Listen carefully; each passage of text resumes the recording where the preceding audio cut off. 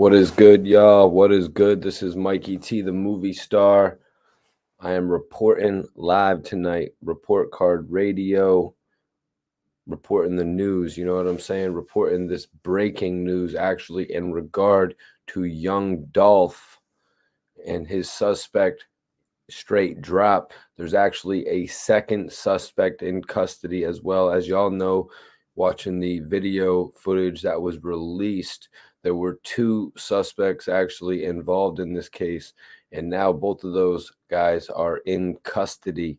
I got some news as far as where the second suspect was arrested, and as well as straight drop. Pretty interesting circumstances surrounding both of these guys taken into custody today, y'all. But I am Mikey T, the movie star. I appreciate everybody for tapping in. On the way in, hit that like button, share this video. I definitely appreciate everybody tapping in with me tonight. I felt that I had to come on here and speak on this news. I've got some notes.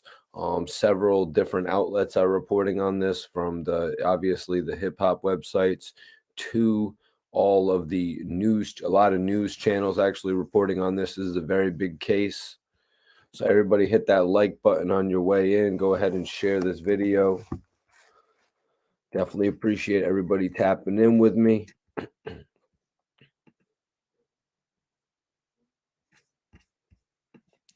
What's everybody smoking on? I got to roll something up, to be honest with you, to get the show started, because I just picked up some stuff from the dispensary.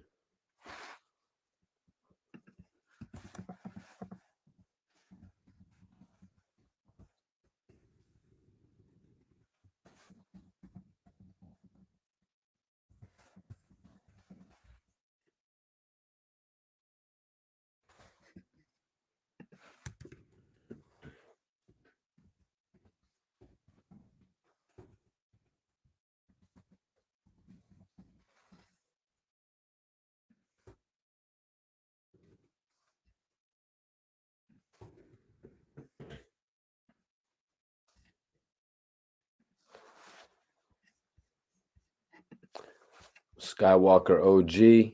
Hell yeah, man. No, I just grabbed, they had some nice deals for the cookies brand, actually. I just grabbed a couple of joints of these, man. But I got an L of my last L of Cheetah that I'm actually rolling up. I got my last L of Cheetah that I'm actually rolling up right now. What up, Robert Walton? He said, Alien Willie. Never heard of it, man. Never heard of it, but I've heard of a couple different alien type brands. We'll roll up this joint right here. Got a Dutch. And then we're going to be on the pre-rolls pretty much from here on out.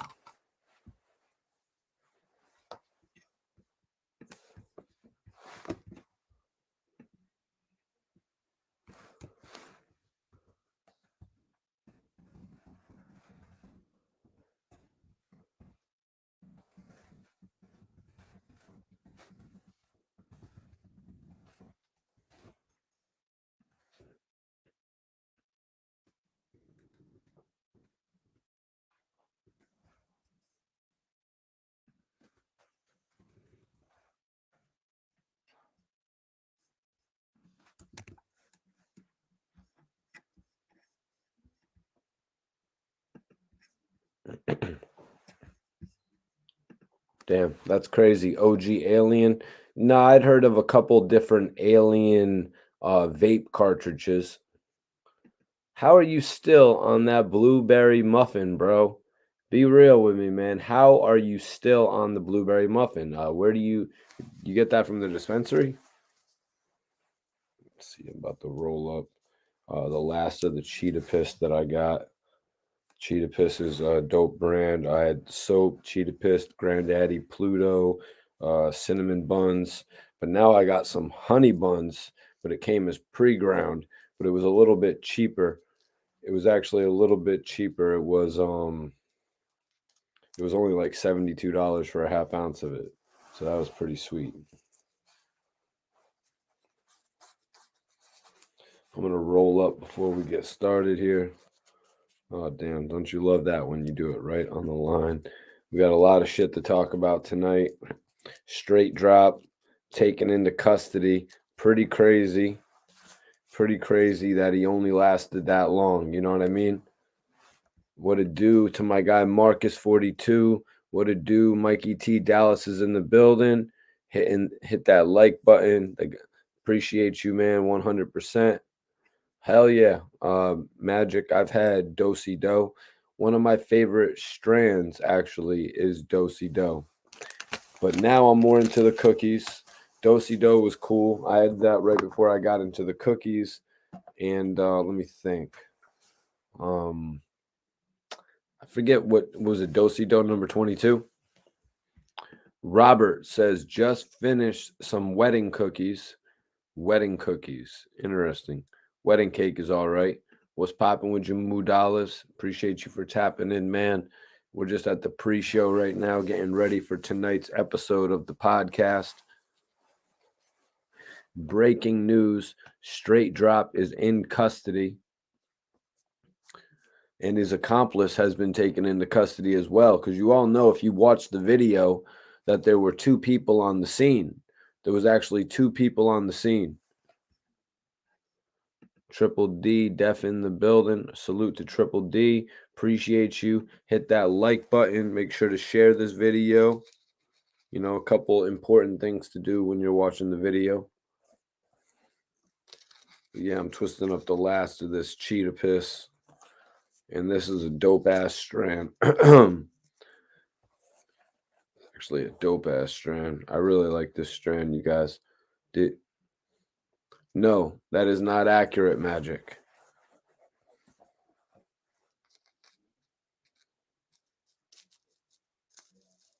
That is not accurate as far as any reports. As far as any reports that I had read.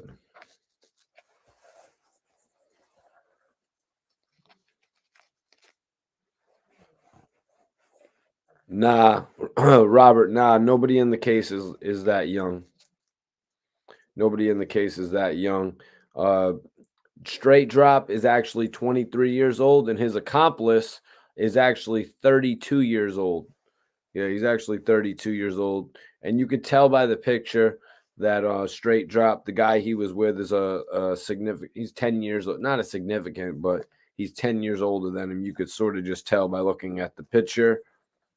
What role these guys play in each other's life, I don't know. How's it all going to play out when it goes into the court phase of it? I don't really know, but we're going to have to wait and see. Now, Straight Drop seems to keep on saying that he's coming home. I think he said he's coming home within the blink of an eye. I find that to be a little bit absurd considering the case he's dealing with, unless he's really just talking in the respect of like, all right, I'll be back in a blink of an eye. I'll be back in a blink of an eye, you guys. You know what I mean? Like, meaning 2 years. Because a lot of people say that, you know, getting locked up for 2 years is not that long. And that's usually how long it even takes the processing for one of these type of cases to get going.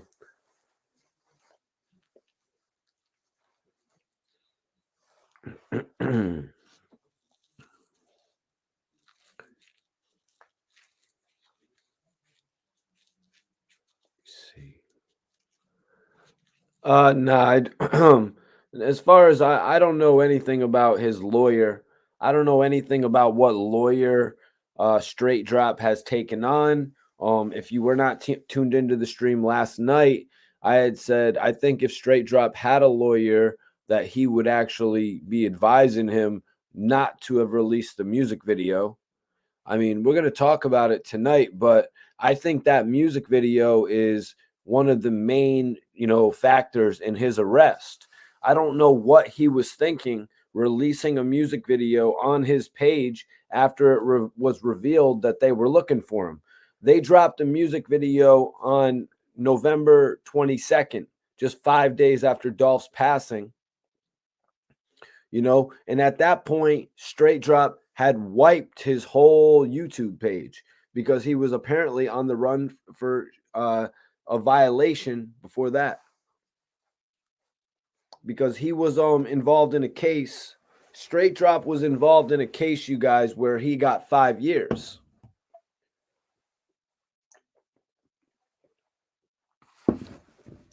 Straight Drop was in a case where he got 5 years. Now, he got some leniency. He got extreme leniency. If nobody knows about this, he was actually released in 5 months. On a 5-year case, Straight Drop was released in 5 months, you guys. You can take that however you want to take it.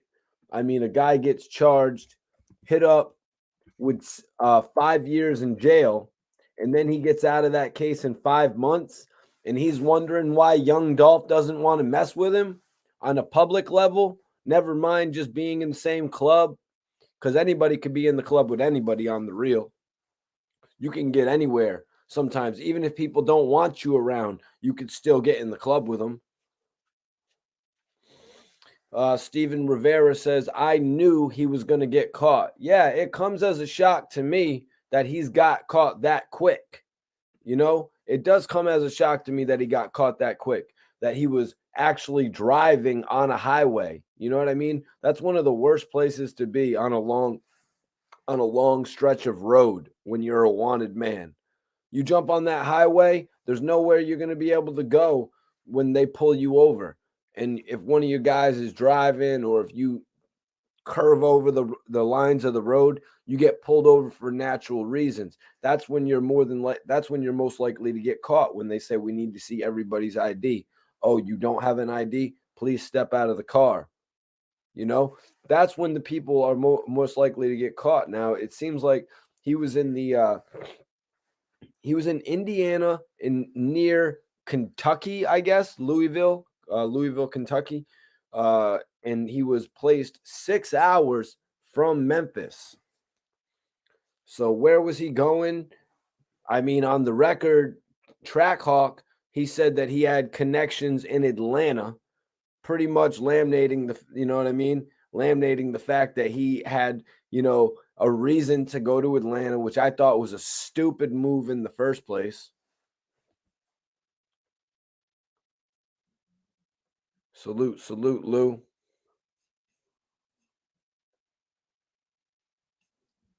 Zaid says, I've done real time. That's working with people when you get out that fast. Kind of crazy. Well, the judge in his case, he wanted to show him some leniency. He wanted to show him some leniency in the case. Maybe he took pity in the fact that he was starting his rap career as well. Maybe the judge took a little bit of pity in that this kid was starting his rap career, but now look at what those chain events has got him.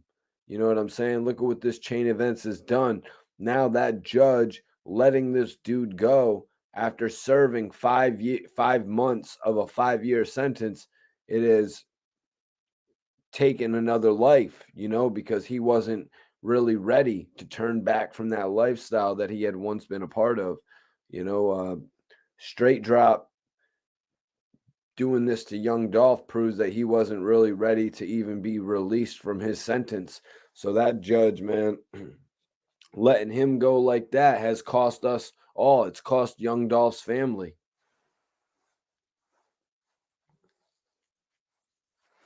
Share this video. Everybody hit that like button. I'm Mikey T, the movie star. I'm your host. Appreciate everybody subscribing, tapping in, watching the videos.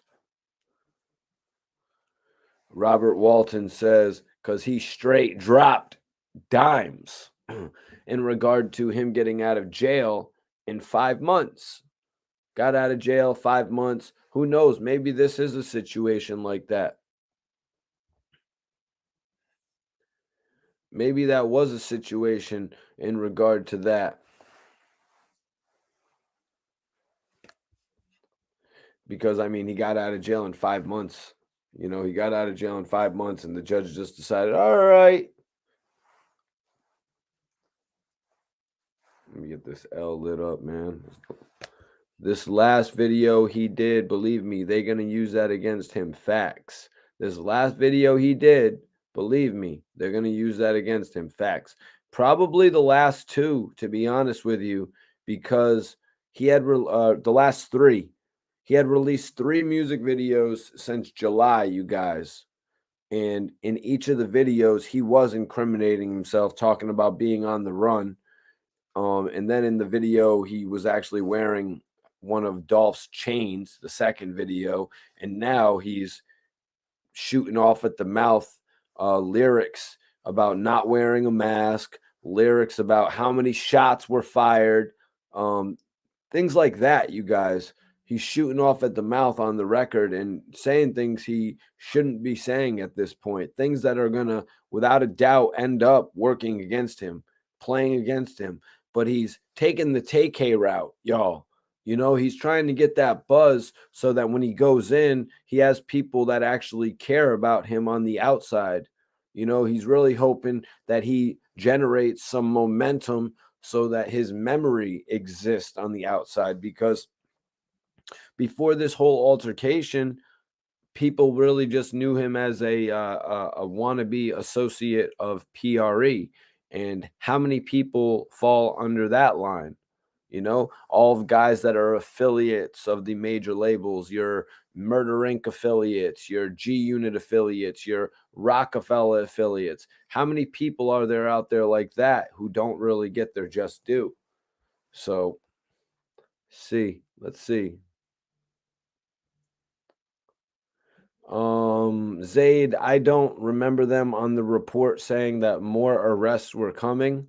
On the report, I remember the guy, the reporter, saying that he is going to continue to follow the case as it plays out in court, meaning he's going to be reporting on all the stages of it.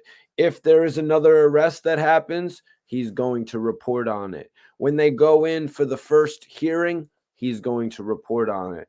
I'm not going to read in to all of the stuff about other people being arrested in regard to this. There were two people on camera from what I see in the pictures. They've got those two pictures they've got those two people at this point. Yeah, they got another guy who was actually 32 years old that was running alongside Straight Drop. A 32-year-old man. I don't know the connection they have, whether it's if he's the investor behind Straight Drop, the one telling him you have a music career, kid. Everyone's talking about you. We got to release the video. I don't know what relationship they had. Judging from where, what's his name? I think it's Cornelius Smith was arrested. Judging where this guy Cornelius was arrested, I'm gonna have to say I don't think that's the case. I don't think he was really helping Straight Drop make all those moves. He was arrested at a Dollar General, you guys. The guy was arrested at a Dollar General. I mean, I'm just saying, I'm going to say this. If you are shopping at a regular basis at a Dollar General, you should not be thinking about committing any crimes that are going to get you the potential of life in prison. Just continue happily shopping at the Dollar General. Don't put your life in jeopardy. You can't afford a lawyer for the case of this magnitude. What up, Aunt Williams? Appreciate you tapping in, man. Mr. Yo. What's going on, Chris? I appreciate you tapping in tonight.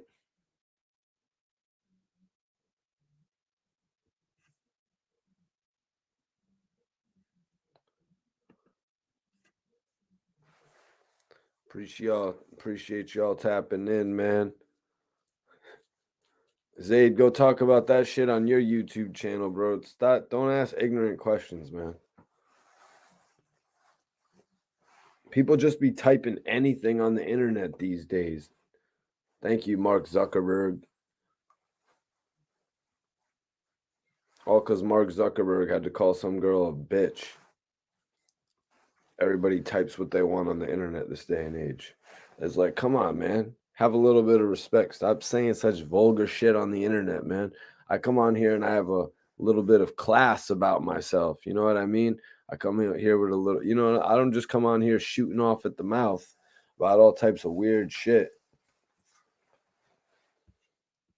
Skeeter, appreciate you tapping in, man. I'm really just about to get into it, man, because I've been doing a lot of listening and a lot of reading about what's going on, especially when they announced that the second suspect had been arrested in this case.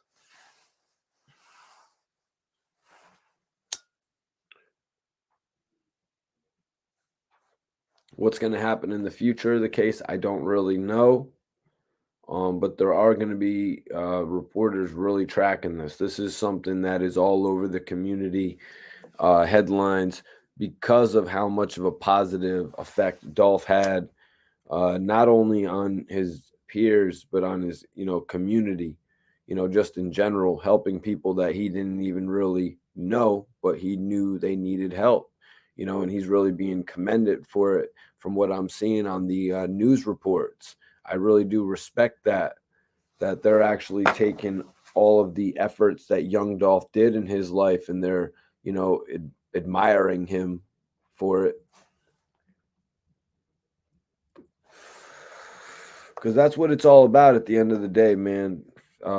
It's all about your moves being respected. It's like people aren't looking over some of the things that Dolph did for the community.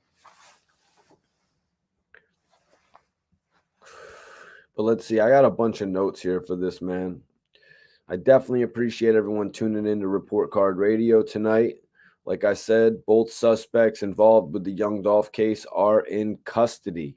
Apparently at 3 p.m. this afternoon, the guy we all know as Straight Dropp was arrested.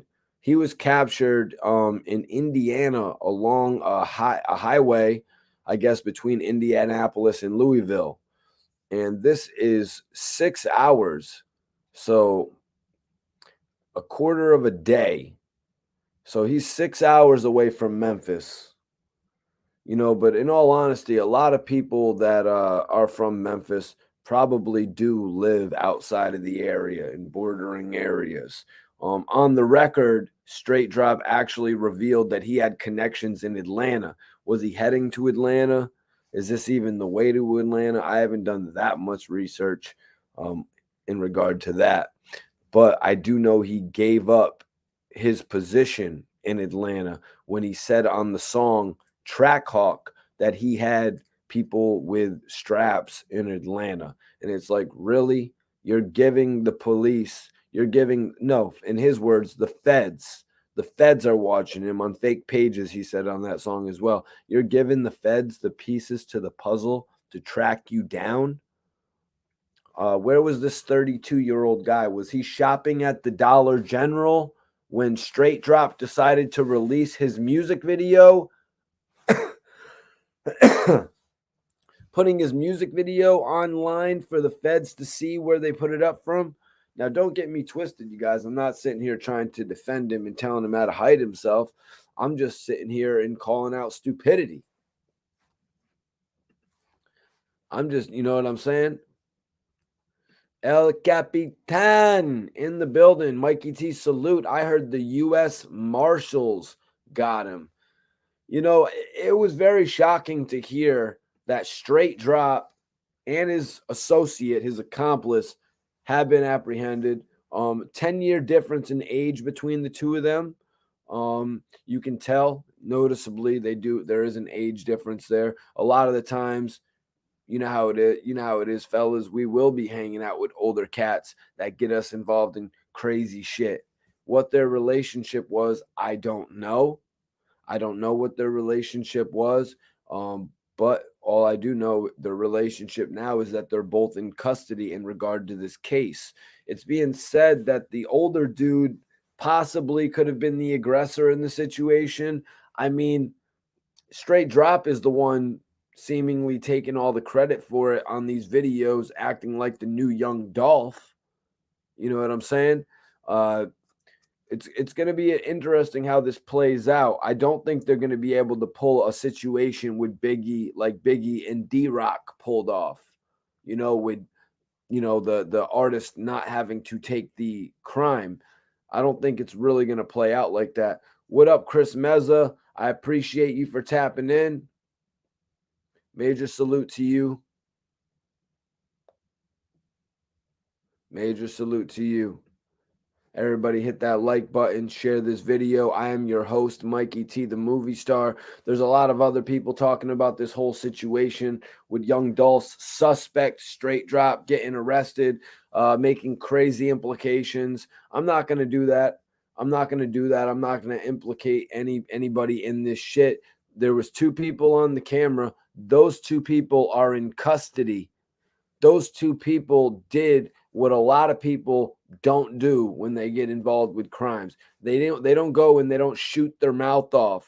You know what I'm saying? They don't jump on the internet for millions of people to see to get easily tracked down. They must have not seen. Can we get a date of birth on Straight Drop? Did Straight Drop not see Catch Me If You Can? Can we get Straight Drop a copy of it? What is it in the jails, guys? Is it VHS or is it DVD? Can we get Straight Drop a copy of Catch Me If You Can? Because he really doesn't understand the fundamentals of it. The dude put himself out there on a music video not once, but twice. He tried twice, you guys, to capitalize off of the passing of young Dolph. I just find that pretty disgusting in terms of him as a wannabe artist. Zayd, I appreciate that, man. You know, I had to grab the 30th anniversary of the Death Row Records, started in 1991. So, you know, I had to grab that. But also, you know, with the reemerging popularity of Death Row put out by Snoop Dogg, I just felt it was time to throw it up. It's popular, it's back.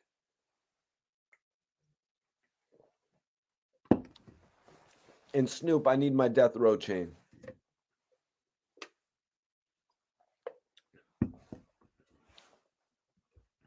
Talk about short-sighted. In regard to what, Javier? Jen, what's popping? Yeah, I'm doing good tonight. I'm doing good tonight. I had to come on here and talk to the people.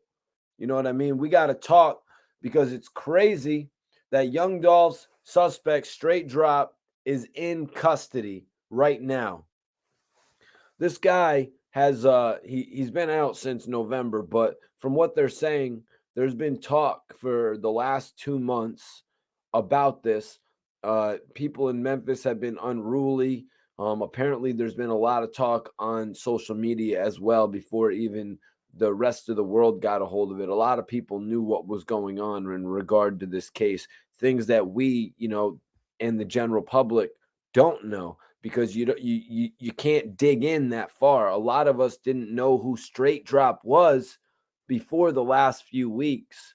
You know, when he's really been getting put on blast all over social media and when he's getting put on blast all over the news.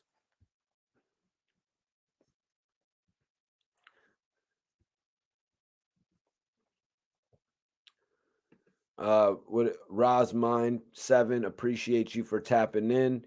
Thank you for tapping in tonight. Let me read his comment right here. Roz says he must think he is a bigger artist than he is. He is not worth more outside jail, so that means he is gone. That's an interesting point of view. That's an interesting point of view right there.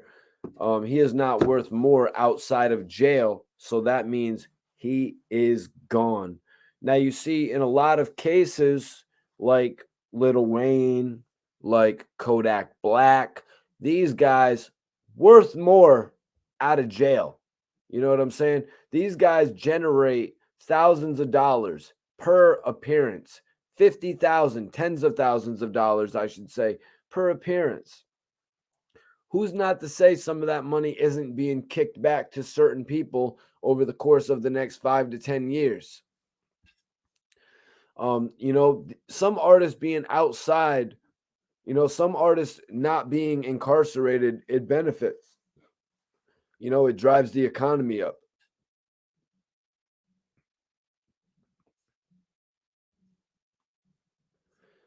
Chris Meza poses a interesting question that I'm going to bring up here since he did it in a respectful manner. He said, Mikey, as crazy as this sounds, do you think Straight Drop did this for sure? I'm not too invested in this incident, but if someone else did it and he may be innocent, or are people thinking this is ridiculous? Now, Chris, there's video footage of two guys running up and a whole altercation happened. Um, that footage has been analyzed, you know, that footage has been analyzed by different people. A lot of different circumstances have probably been played in factor of this whole situation. But we'll have to see what happens, man. We'll have to see what happens. It's a crazy situation. And like they say, the feds don't usually come unless they got a stone cold case. And there's actually video footage that is probably being analyzed and identifies these guys, which is why it took, 2 months, for the information to be released. Or yeah, just under 2 months now. Dolph's passing now a month and just under 2 months ago, being November 17th. Schizo Straight Drop is officially in custody. This dude was actually rolling on the highway. I'm not sure where he was heading. I'm not sure why he wasn't playing it smart and standing still. You know what I'm saying? Like, he got a little hype. He got a little hype like Jackie Jr. in The Sopranos, and he wanted to go to the park. And look what happened to him. He got caught. Jackie Jr. just wasn't so lucky. Not Jackie Soprano.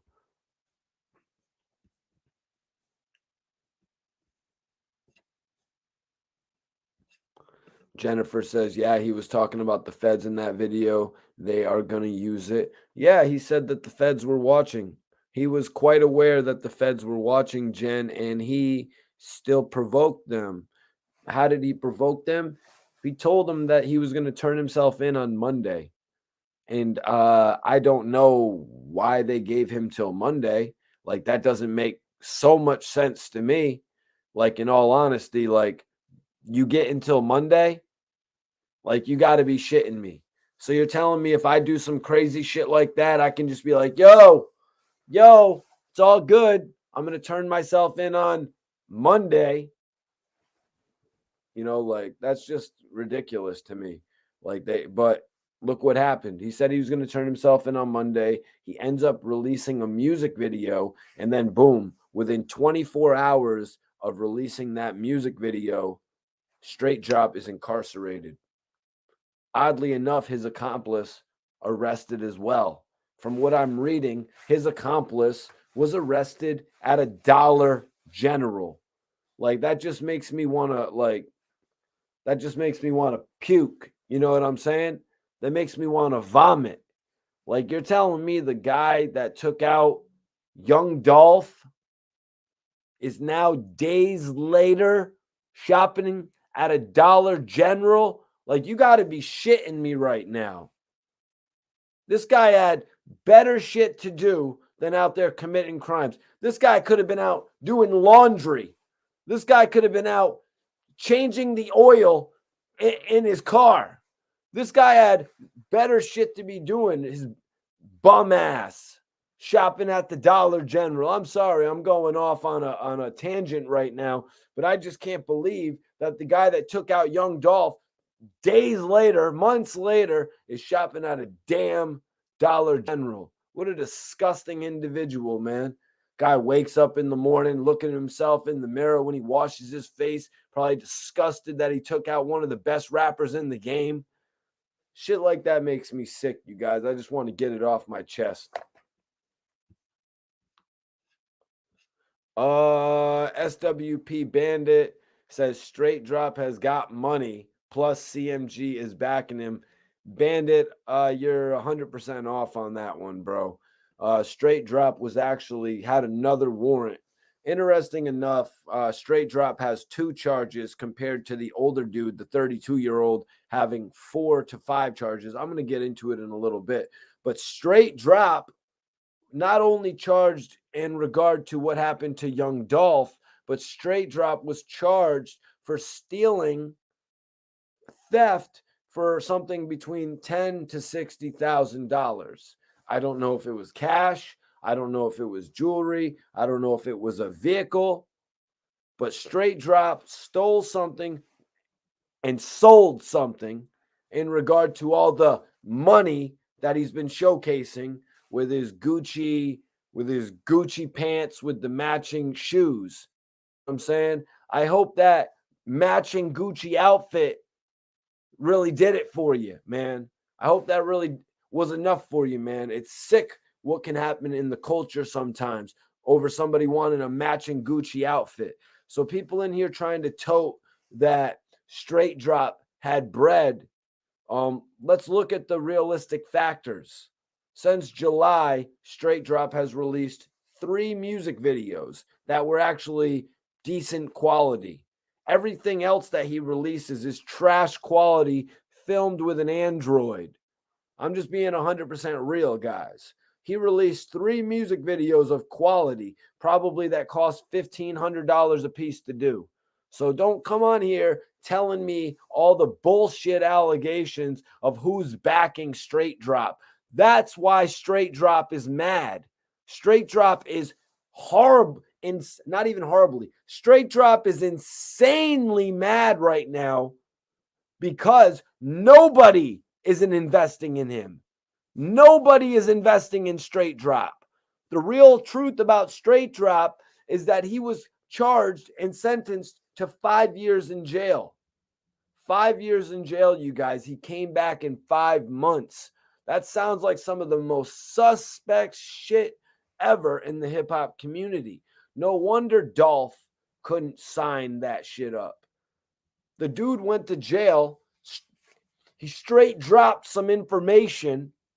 You know what I mean? He dropped whatever information he had to get back out to get to his PRE deal, the Paper Route Empire deal. Only thing was, he got out a little bit too soon, you guys. Who really respects that? Everybody share this video, man. Let's keep on getting the viewers up in here. Share this video right now. Straight Drop got out of jail after 5 months on a 5-year sentence. Man, Twiz is probably rolling over right now like, goddamn. No wonder PRE did not sign Straight Drop. Straight Drop served 5 months of a 5-year conviction. The judge said, this isn't the place for punishment or something like that. I'm pretty sure when you go to jail, that's where you go to be punished. When you're involved with a crime, and let's go a little bit further into that. The judge lets this guy go in 5 months when he's supposed to be serving 5 years. Look what it's resulted in. Look what it has resulted in. It doesn't matter now. Send him back for 10 life sentences. It doesn't matter now because you've affected more than 10 lives. The lives that young Dolph was going to care for the next 50 years, you've affected. Zaid says, I believe he's going to be singing like a bird. I'm like a bird. Straight Drop wants to fly away. Nah, Straight Drop is fried, man. I think you're right. Straight Drop has been saying Straight Drop's a bird. But Straight Drop has been saying he's coming home. Straight Drop said he's coming home in a blink of an eye. You know what I'm saying? He said he's coming home that quick. So the question is Straight Drop going to be diming out his associate for immunity? That's the question. Is Straight Drop going to say, listen, I was the artist in this situation. I'm just an artist. You see, I've been trying to put out my material. So he has his little material buzzing, like that dude you just mentioned. Like that dude you just mentioned, El Capitan. So Straight Drop's like, I was just an artist. This dude, my OG, put me up to it. He wanted me to roll with him that day. I didn't want to roll with him that day. He's the one who said, young Dolph want to cut me out of the deal. He could say whatever he wants to them people. You know what I mean? But Straight Drop has been saying that he is going to be home in the blink of an eye. So does that mean that he is looking at getting immunity in this case. Will he be able to get immunity? Will he be able to get immunity, or is he at least going to have to serve a few years in jail?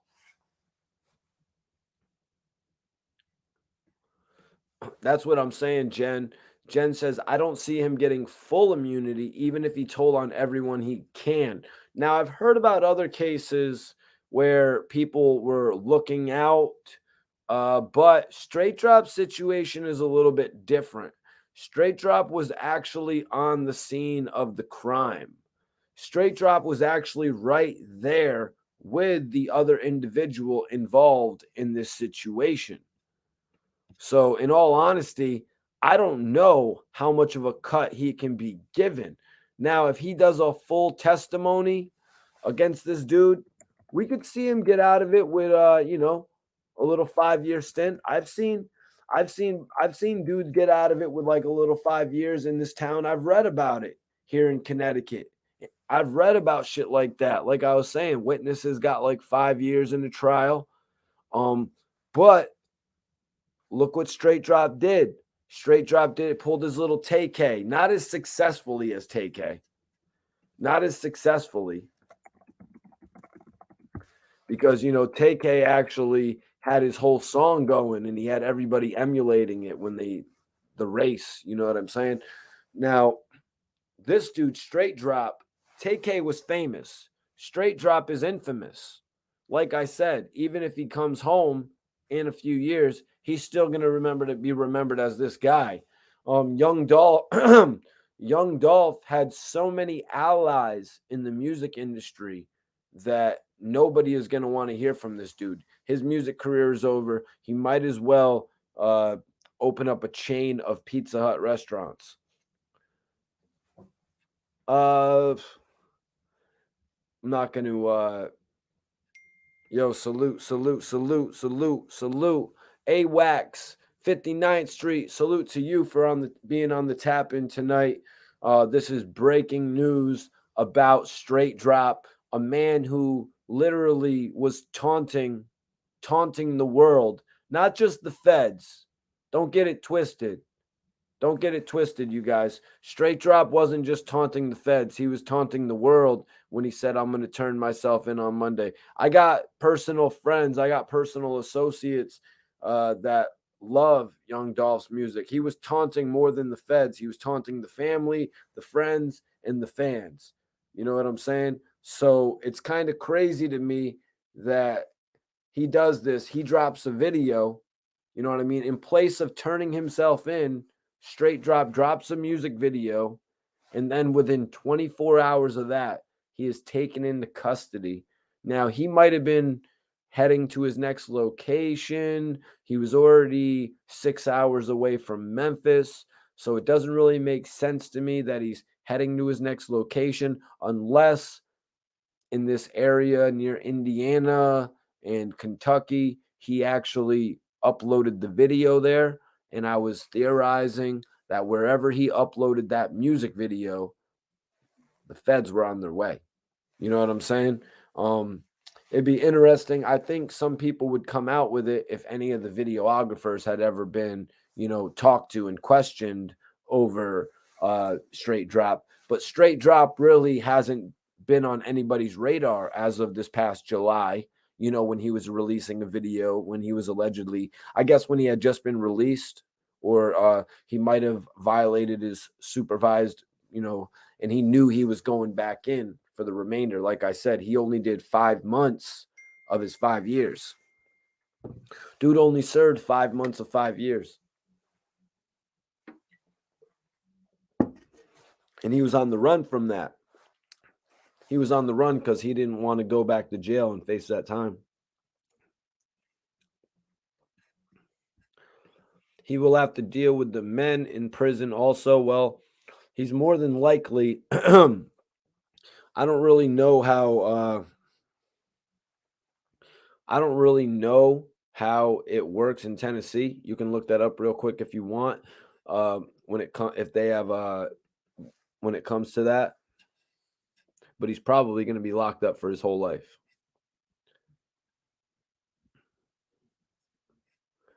El Capitan said Straight Drop's career just straight dropped. Well, Straight Drop's career never really got off. You know what I mean? Straight Drop's career never really got off to where it was in front of anybody. Well, I can't really say that because he had 100,000 views on his video. That's why I sort of condemn him for doing what he did, like acting like an idiot to try and get a buzz off of something so stupid. You know what I'm saying? If that's what it was about, you know what I'm saying? Because that's what it seems like it was about to me, with all of his dumbass posts afterwards, talking about he is what it is. He's on top. He's gonna turn himself. You know what I mean? He was making himself look like a big shot. Yeah, Jacob, man. I don't see him getting released, man. I think they got him. I think they got him. There's no bond. Neither of these guys have a bond right now. So unless straight drop is straight drop snitching, dropping all that information, I don't see him coming home. And even so, if he does come home, he's washed up. He would have to sign. He would have to like sign to 6ix9ine or something like that in order to really have a career. Just to be 100% honest.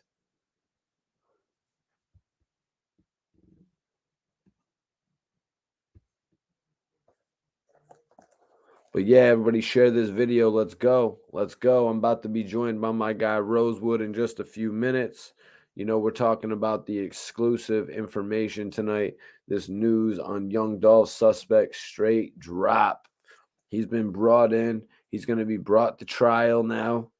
He's going to be brought to trial. We're going to have to see if straight drop really has the money, if he really has the money to actually deal with a trial of this magnitude, man. You need serious bread, you know what I'm saying, to actually deal with a trial like this. Now, young Dolph is the type of artist that would have had that bread for Key Glock if he got into a situation. Yo Gotti has that type of bread. If one of his artists like Black Youngster or Moneyback Yo got into a situation, we just saw Black Youngster go innocent in all of the charges involved with Young Dolph.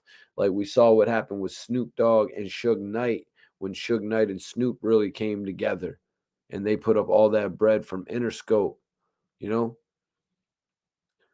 We've seen different cases like this play out, you guys, and how much money it actually takes to handle a case like this. I don't think Straight Drop's money is long enough. I think he's one of those guys who blew their money rather than spent it on a lawyer. And I don't even want to name any artists that have done that because that's just disrespectful. Joey Frakes says, bro, these young bulls can't put those phones down. Move smart, Kings. Come on. Joey, you are right. You are right, man. I was shocked that he released a video on November 22nd. You know what I'm saying? With obvious taunts. With obvious taunts. You know what I'm saying? The PRE chain, wearing that. But I'm even more shocked he would have the audacity to release a video this coming Monday.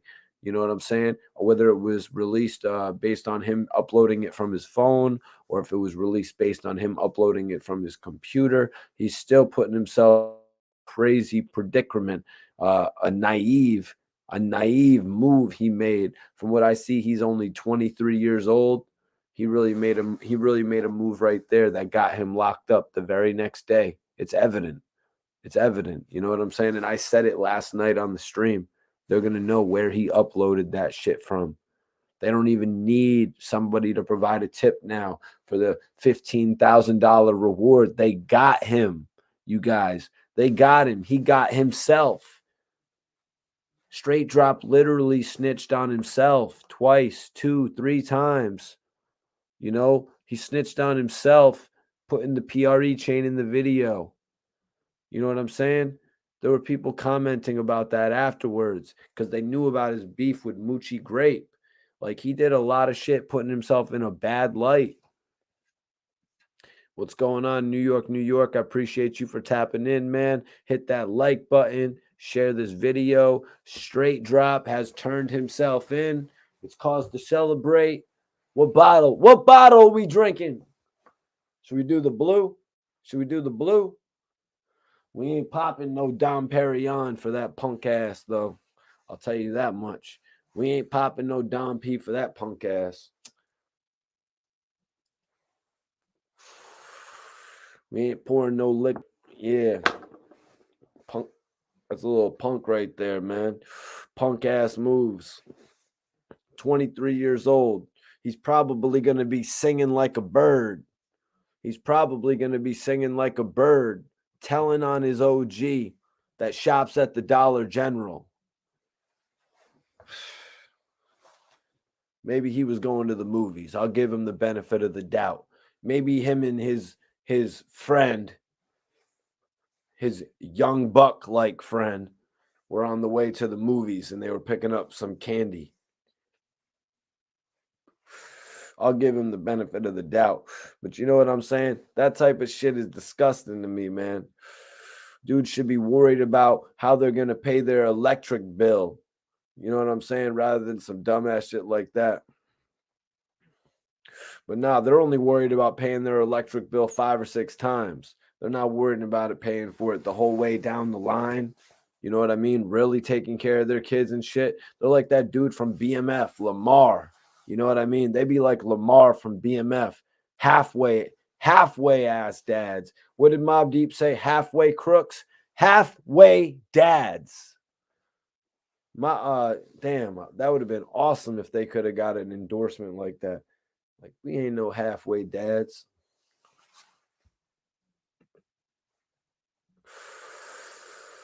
Pop that Voov. Pop that Voov for him.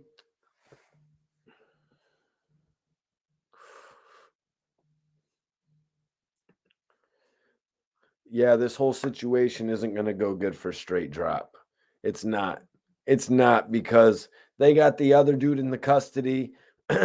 Let's not even not think about that. They got other dude in custody, Cornelius, as they call him. You know, they got Cornelius in custody, and he was at the Dollar General when they got him. So I'm pretty sure right after they caught up with Cornelius, they took him to McDonald's. They got him the Big Mac meal, unless he wanted the quarter pounder.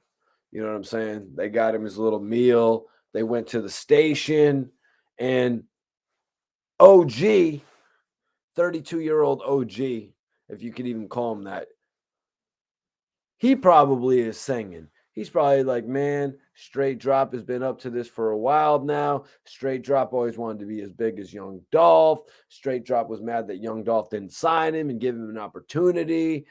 This, that, and the third. I could see that being the case as well. Putting the whole thing on Straight Drop. Straight Drop is crazy. This dude just wants it all. He just wouldn't relent. He made me go with him, man. I'm a family man. You caught me at the Dollar General, man. What do you think I'm on? He sung quick in the blink of an eye. The blink of an eye. He's getting out in the blink of an eye. Now, like I was saying a little bit earlier, sometimes guys will say in the blink of an eye, and they don't necessarily mean in 5 months after a 5-year sentence. You know, they'll mean a couple years. You know what I'm saying? They'll mean a couple years. But let's just talk about even if the homie could snitch. He's already involved in another case. He already was convicted of 5 years for another case. Why would his statement mean shit? I don't think his statement should mean shit. New York, don't insinuate such stupid things, man. Trezzy, I've not heard. Yes, sir. You was just telling me about it yesterday, weren't you? But I haven't tapped in with it yet. I have not heard it just yet. Let me get smoking some of this. Got the best dope in the rap game, man. I smoke better than any blogger. Yo, I seen what Gilly and Wiz were doing. I actually just hit Gilly today because I heard Roddy Ricch give him a major drop in that new record, the Too Easy record on Gunna's album. Hit Gilly, man. But I want Gilly and Wiz. I'm the biggest blogger that smokes. I'm the biggest smoking blogger in the game. I'm the hip hop influencer that smokes the most. They're going to be like, I'm sorry, you guys. This isn't working. This isn't working, you guys. You're both snitching on each other. You guys are screwed. But in all honesty, man, they're going to want straight drop. I can already tell. They're going to want straight drop. He's the one who's been rubbing it in everybody's face. That's just the way these guys work. I mean, if you guys have seen New Jersey Drive, this is just the way this shit works. Straight drop has been flaunting it all over social media that he's going to turn himself in, and he used that as a publicity stunt. They are going to want straight drop, man. Appreciate you, man.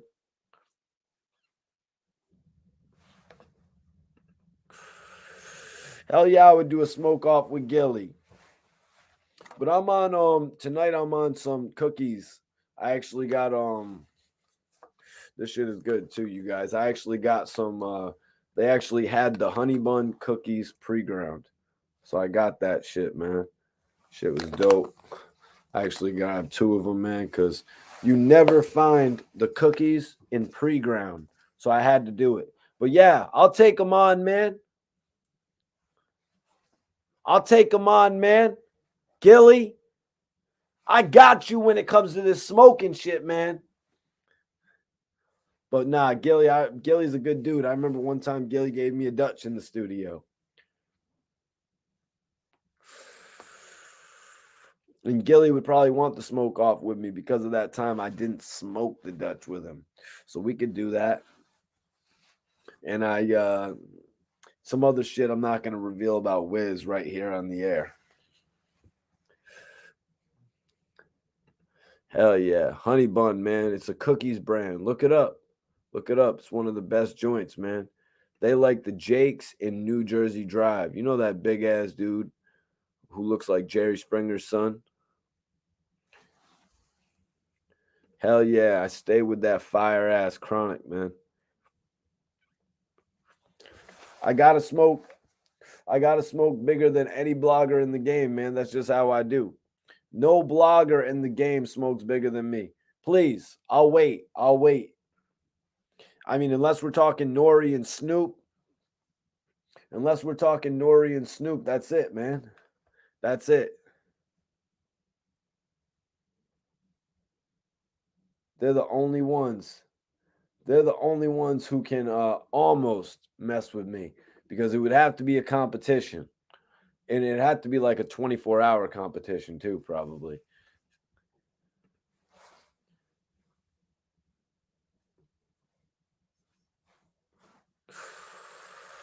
Excuse me, y'all. I'm taking a little smoke break. About to be joined by my co host Rosewood in a second. But let me smoke it.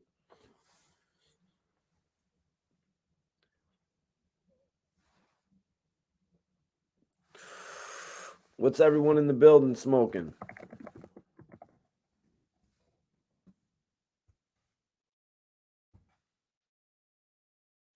Tell me, please. I want to know what you're all smoking.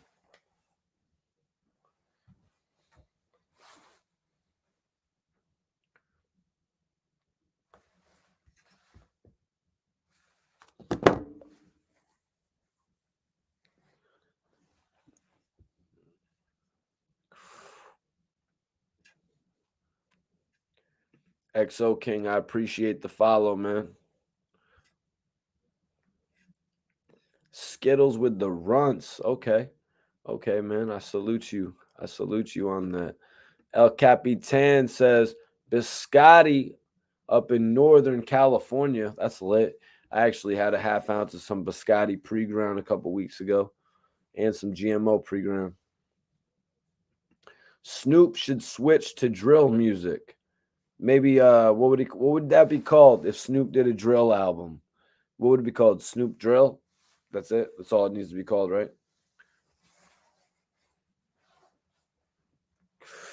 Yeah, just call it Snoop Drill. Damn, Soul Jake. He said he's smoking on some sunset sherbet that he grew himself. That's what's up, man. Sherbet's cool. New York, New York, on that Tropicana cherry. Everybody, tell me what you're smoking, man. Me, right now, I'm on that cheetah piss. I'm smoking the last of my cheetah piss. I got a little bit more right here that I'm gonna mix with the honey bun, and I'm gonna put it in a joint. I'm gonna put it in a raw paper. But right now, I'm actually smoking out of a Dutch. Let me know what you're smoking, guys. You know, we're always smoking on the podcast, man. Steven says, I hate drill music. Yo, Steve, it's not for everybody, bro. But would you not want to hear Snoop Dogg on a more New York kind of influenced new era type thing? I mean, Snoop has been doing all types of albums, man, from Snoop Lion. You know what I'm saying? What was the other one he did? Basil, what up? What up? He said, what up, Playboy Mikey T? You know, everything's good, man. New interviews, new live videos, just, you know, staying on top of the internet. Straight Drop actually got arrested. Straight Drop got popped on the highway, so he's out of here.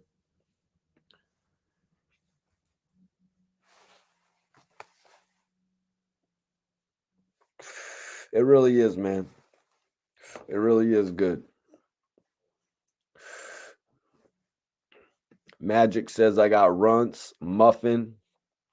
Runts Muffin and Skywalker OG. Yeah, Skywalker OG is one of my favorites, man. I remember I got that from Rick Ross's dealer when I was in Miami named Peanut.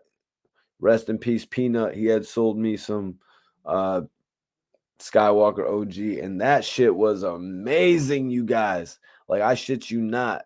Skywalker OG is an amazing strand that if you get it, if you get the right batch of it, you're gonna love it. It's like another batch that I love like that is Sour Diesel. Getting that shit is when it's hitting right is just amazing. Magic says, I like the new wave of drill where they sing. Yeah, Little Dirk is one of the highest streamed artists. I saw that he had over 30 million stream. Was it 30 million or was it 20 million, guys? He was right up there as one of the highest streamed artists of the year.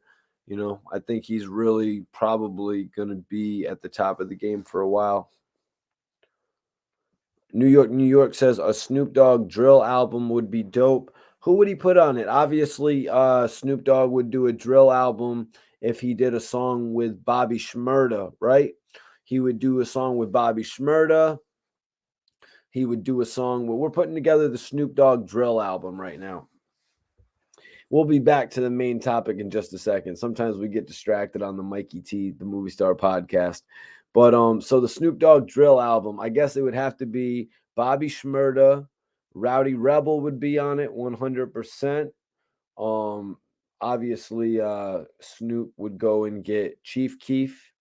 You know what I'm saying? They'll get Chief Keef, Little Dirk, and 50 Cent. So that's the 5 people right there that'll be on Snoop Dogg's album. Well, it'd be cool if he actually put Chef G and Sleepy Hollow on there as well. Yeah, exactly. New York, New York's Chef G. Don't forget about Sleepy Hollow. Don't forget about Sleepy Hollow. Jadakiss. Yeah, so those would be the top guy. Like if Snoop did an album like that and he could actually get all those guys to sign off on it, Snoop Dogg would do some things. I mean, what trade would he have to do with Bobby Shmurda in order to get that feature, though, is what I'm wondering. Let me see. Pac-Man in the building. Salute, brother. He said Toll House Dolph cookies. Yeah, that's crazy because my guy said he had some Dolph runts as well. He said he had some Dolph runts. But I've been copping from the dispensary lately, man. You know, but young Dolph loved his gelato, right?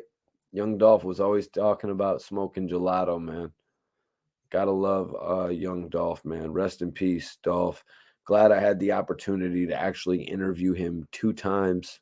You know what I'm saying? I don't know about all these other bloggers that are talking about him, you guys, but you're actually listening to someone that has met young Dolph and someone that has actually interviewed him before on 2 different occasions. I've stood on the stage with young Dolph. You know what I mean? I met Dolph very young in his career when he was doing some of his first shows and shit. Snoop Dogg and Little Durk. Schizo, that would be the collaboration right there that set the album off. You know, Snoop Dogg would be smart though. He would be smart though if he separated it, you know, to Snoop Drill album 1, the New York side, and then or the Chicago side and then the New York side. Snoop Dogg would be a genius if he did that. I don't know if he's really got that much time on his hands to do all that shit though. You know what I'm saying? It's like he's an OG. He does things for the community. He does things for the young football players. You know what I mean? I think maybe it's the Pop Warner League or maybe it's his own league. He does a lot of shit like that, man. I don't know if he really has time to make all these albums that we're talking about. Share this video, though, everyone. Hit that like button. Everybody, hit that like button right now if you haven't.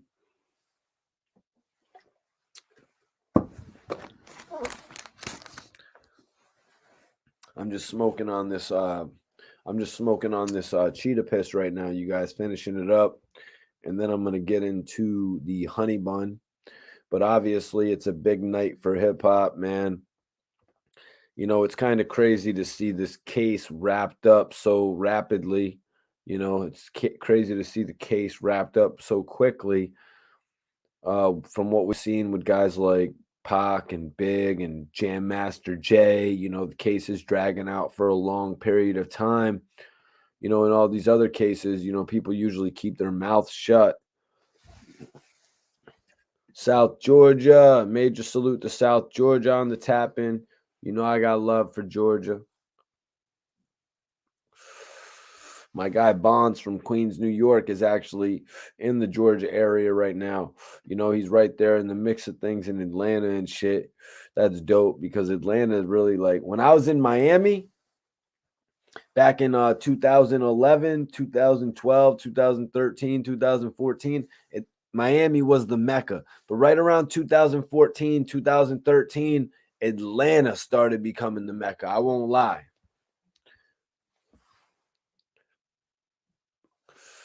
I won't lie when it comes to that. Big Swift. Big Swift representing from South Georgia. Yeah, Bonds that was just on the show. Yep. He's from Southside Jamaica, Queens, 109. You know, he's from New York, but he's actually out in Georgia. He's actually out in the Atlanta area now. You know what I'm saying? Yeah, he's actually in a really good area when it comes to having a music career. I would love to be living in Georgia, Atlanta, right around that area to be able to link up with everybody. You know what I mean? To be able to link up with people on it daily. I'm actually in Connecticut, so it's not bad. I got Boston, I've got New York, I've got Philly, I've got Jersey even. You know, I've actually gone to Jersey, linked up with Sue Surf and shit like that.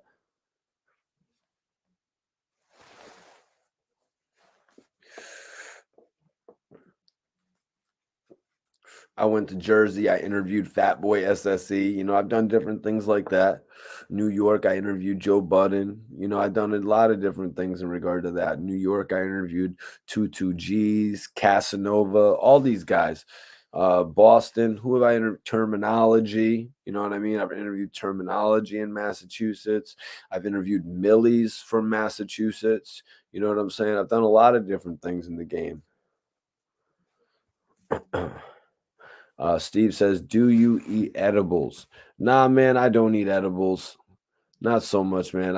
I'm more of a bud smoker, you know. I don't really buy edibles too much. Mikey, do you know who G Fredero is from Headshot Mafia? No, I don't, bro. No, I don't.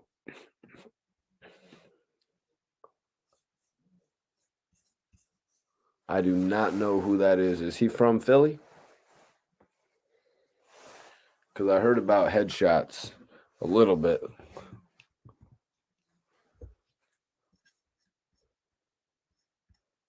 Hell yeah, Big Swift. Hell yeah, Big Swift. Let me light this shit back up, man. I be starting and stopping my blunt so much. Okay, Magic. It's a Boston drill rapper. Okay, that's interesting, man. And his name is G Fredo. DM me, man. DM me his Instagram. I'm gonna send you my Instagram right here.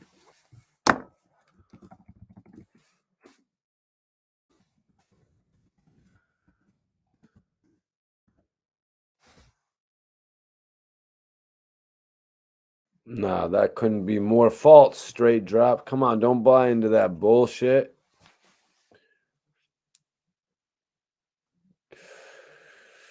Amanda, what is up? She says, I just got off work. I just hit me with the news. Amanda, welcome to the show. Welcome to the channel. I want to tell you that both of the suspects involved with the young Dolph case are actually in custody. At 3 p.m. this afternoon, the guy we know as Straight Drop was arrested. He was captured in Indiana. He was on a highway. Funny enough, the guy was actually cruising on the highway. He wasn't smart enough to just stay in one spot, or maybe it was the fact that he had just released that music video one day prior and kind of put his location out there to a certain extent, and he wanted to get the hell out of Dodge. He was caught. He was actually caught 6 hours from Memphis. Lester says he was on his way to Chicago. I don't even know how smart of a move that would be, man. You know what I'm saying? Going to a city like that and shit. I feel like you want to be in an unknown area where you could rent a room for a month and get out of Dodge. You know what I'm saying? And not keep releasing music videos and you know, like maybe even just like finding a way to get the music videos sent to other people to release them, or how releasing music videos while you're a wanted man is stupid. You know, because it's just going to lead a breadcrumb trail right back to you. So I got to really question this dude's intelligence. Why would he have thought that young Dolph was going to sign him knowing that he moved so stupidly? I mean, the guy just got involved in it after trying to sign with Dolph or trying to sign with whoever. The guy got involved with a case that ended up with him getting 5 years in jail.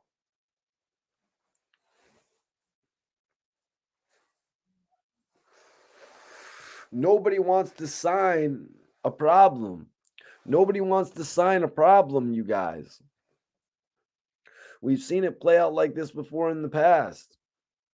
If you have an open case, if you get all caught up, sometimes you'll get dropped. Sometimes you'll just lose all your buzz altogether. I don't know what buzz Straight Drop really had developed because I didn't know too much of the underlings or the affiliates of PRE. You know, I was really tuned in with Dolph and just starting to get tuned in with Straight Drop.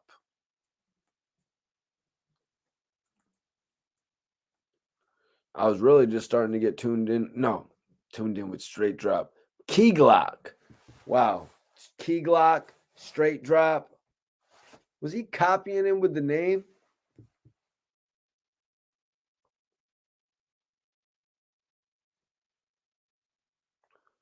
Huh. That would have. Do you mean would enough, Trezzy?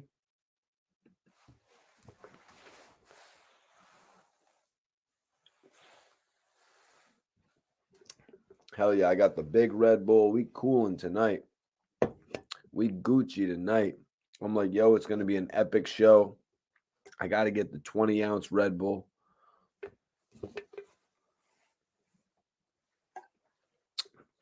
One day we'll probably have a sponsorship with Red Bull. That'll be sweet. And I won't mess that shit up like so many other artists have messed up their endorsements with deals like with Axe and like with Monster and shit. But Mikey T, cool it out, but make sure you keep showing the Red Bull.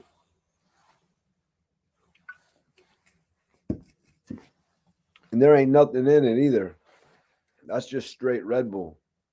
You know what I'm saying? That's just straight Red Bull. It's not like I mixed it with any Hennessy, You know what I'm saying? It's not like I mixed it with any other mixed drinks like a lot of people do. You know what I mean? Because it's a good mixer for Patron, or it's a good mixer for vodka, or it's a good mixer for a cognac like a Henny or a Douce.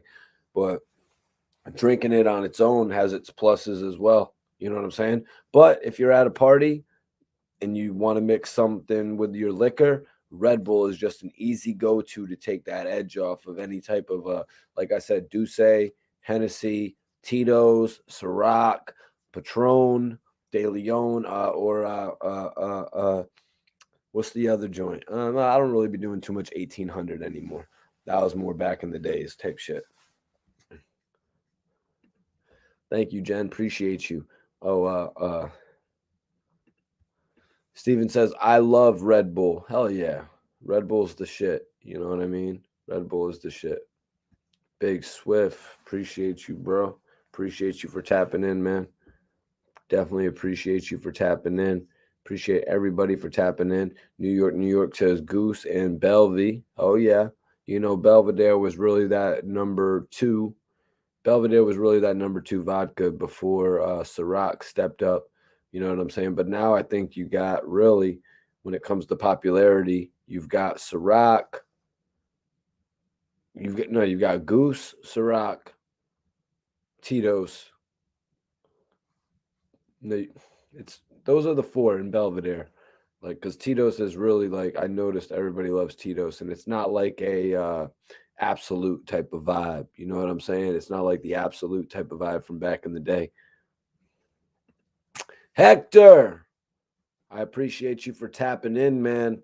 You've probably been following some of the stories from the last few days since it was announced that Straight Drop was actually revealed to be the primary suspect, the first suspect revealed to us all publicly, 23 years old, formerly, well, definitely affiliated with the Memphis hip hop scene, you know.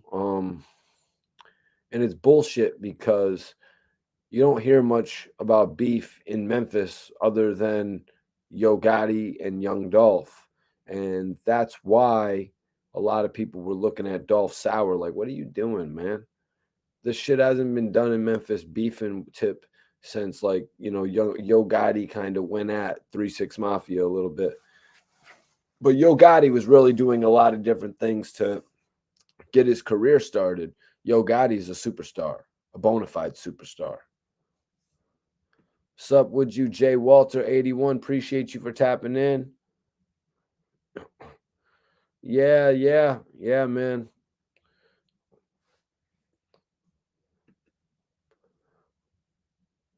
Ciroc is kind of up there.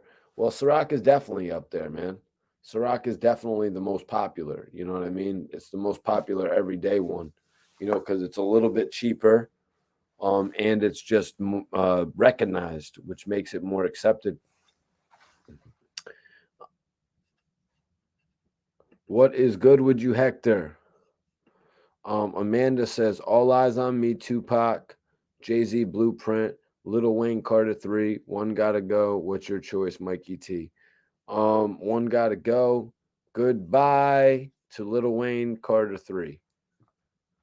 Goodbye to the Little Wayne Carter 3. We can let Little Wayne Carter 3 go with the songs about his grocery bags and the songs about lollipops. We can let those songs and the songs with T-Pain. We can let those songs go. Although he had a lot of cool songs on there, you know what I'm saying? He really did. He really experimented well. But you know, I brag about Jay-Z's catalog. You know, I brag about Jay-Z's catalog, and Tupac All Eyes on Me.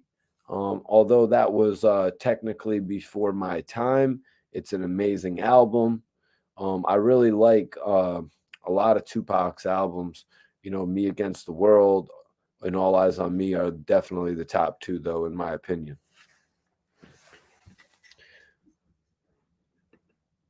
They got me trapped. Let me light this shit back up. Yeah, Trapped was not on those albums. Was Trapped on Me Against the World?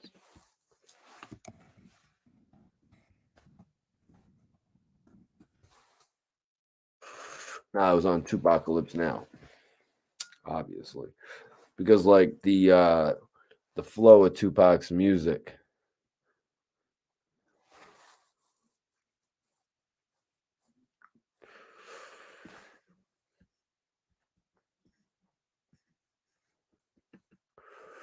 Can't lie though.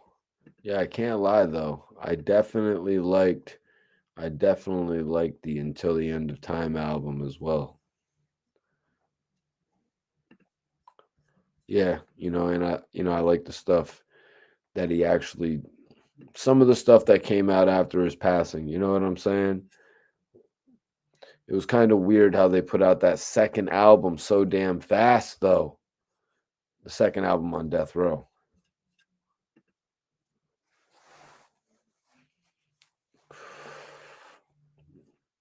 I'm only saying that because me and a couple of the homies were reflecting on everything a few nights ago, pretty much going over Tupac's whole career. Yep. Yep. I love a lot of Tupac songs too, like the ones you wouldn't really expect, like Ballad of a Dead Soldier. You know what I mean? Everybody probably loves Troublesome 96.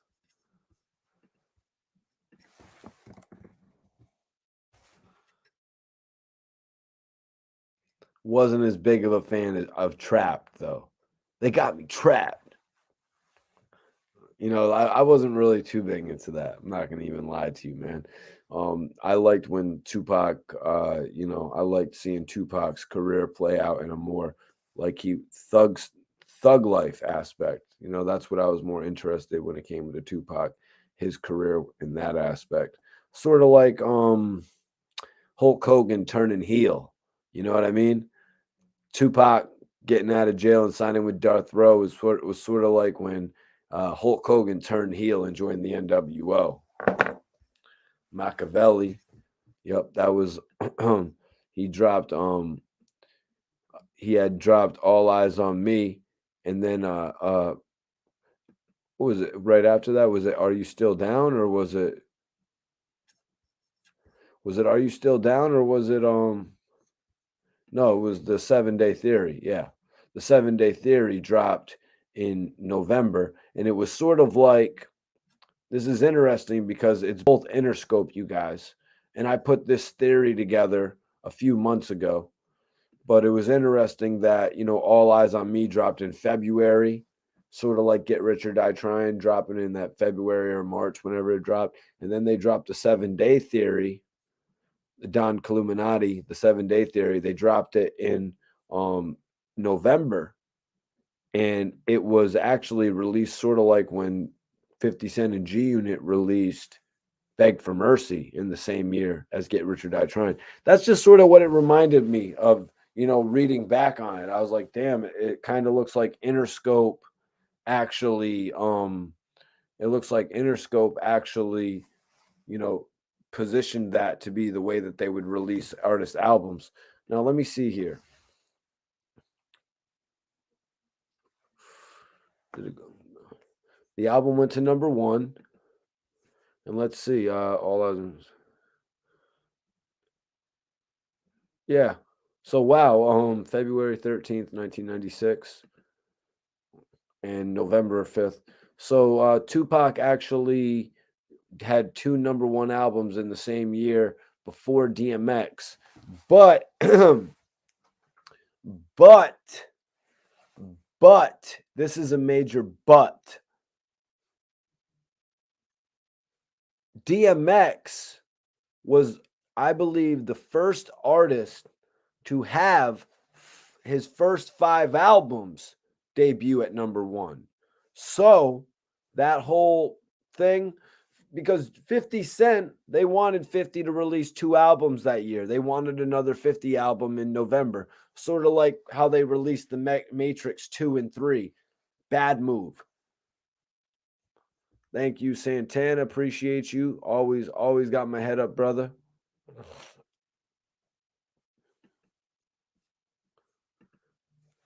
Hector, what are you talking about, bro? Yep, Tupac, Are You Still Down is a good album too, Mikey T, 100%. Hold on, I'm about to bring my brother Rosewood in here. Rosewood, is there any chance you know what we were just talking about before you logged in? Were you listening to the show? I was listening in the beginning, but pulling around the streets of Philadelphia, I gotta keep all my senses aware. Oh, So I wasn't able to had to cut it off. well, I don't remember the exact thing that I was just on, but I had just compared Tupac getting out of jail and signing with Death Row to Hulk Hogan joining the NWO back in the day. No, you're right. You're right. That's a good correlation you can put to because I don't know how many wrestling fans we got in here, but that definitely was something everybody was in tune with back then. And Hulk Hogan because it was basically like the old heads basically versus the young guys. Salute, Jen. Salute. So it was basically like that. So it was definitely anticipated. You want to see, all the older wrestlers get together, and then with Pop coming over to the Death Row, you wanted to see him on Dr. Dre beats and working with Snoop. But what I was talking about actually was the fact that Interscope had released two Tupac albums in the same year, All Eyes on Mm-hmm. and the 7 Day Theory. They released both of Mm-hmm. those in the same year. And they did and DMX. Well, what I was saying is they had done the same with 50 Cent releasing his album and then the G Unit project in the same year. In reality, they wanted two 50 Cent projects that year. So that's sort of like a Yeah, tactic that Interscope has. If they get a popular artist, they want to put two albums out in the first year. yeah, that definitely seems like the formula that Interscope has, and I think they also been fortunate and blessed to have X to be able to do that. Like you said, the Tupac dropping two albums, even with 50 Cent, and the promotion behind it. Steve, what up, my J? Even the promotion behind it, where you're able to sell those back-to-back albums in that year. So that's a formula they have, and I think they were fortunate to get talent to be able to do that. Because I don't know any. I would have to look that up to see what other record labels were able to do that. Now, Besides Industry. now, a lot of people know DMX for his first two. Well, what I was thinking is that a lot of people know DMX for his first two albums actually going number one, in the same year. But Mm-hmm. Tupac actually shares that same accolade. You know, Fact. both Yeah. those albums went to number one. 50 Cent went a different way. He just said, no, we're doing the group album. We're going to get my people known at the end of the year instead of doing another album for myself. But the accolade Mm-hmm. that I say DMX has is that he was the first artist to release his first five albums that went number one. Yeah, DMX is that accolade is something special, man. And rest in peace, X, man. The legend. The man, the legend. Rest in peace, X. And that's just one of his many accomplishments out here on this earth while he was living. To be able to do that. And it's a lot of rappers that can't say they can do that. Or even got close to doing that. Going straight number one for 5 albums straight, is practically unheard of now. It's definitely unheard of now, but even back then, it was kind of rare. But DMX worked to get there, though. He definitely worked to get there. He definitely had the talent for it. Yeah, Shout out Rose. Swiss Beats. Tupac's first album, Tupacalypse Now. Hmm. Before you tuned in, I was actually doing a little bit. They got me trapped. Hmm. That album actually peaked at number 64 on the Billboard charts, man. So Hmm. DMX's first album going to number one says a lot. Oh yeah, yeah. But at the time, I can say Tupacalypse now. It was a different climate in hip hop, as it was in 1998 going to 1999. So, and it was more money in hip hop being passed around. So, could Tupac have done it? I don't know, but he was on his way there, and just like DMX put in the work to get to sell those double albums or go platinum 5 times in a row. Yeah, let me know if somebody in the chat tells me an artist that has put out their first 5 albums that went #1. I will say that they got me. But I I'm think it's saying only X and Pop. I think it's only X. Yeah, I don't even think Pop got that. It's No, only Pac's X. first album went to #64. So Right, right, right. Facts.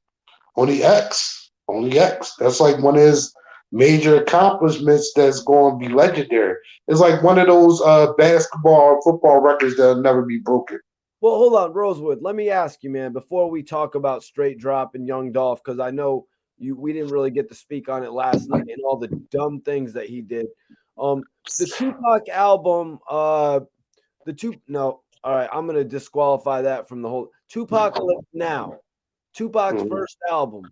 Was that album comparable to like Eminem's first album, Infinite?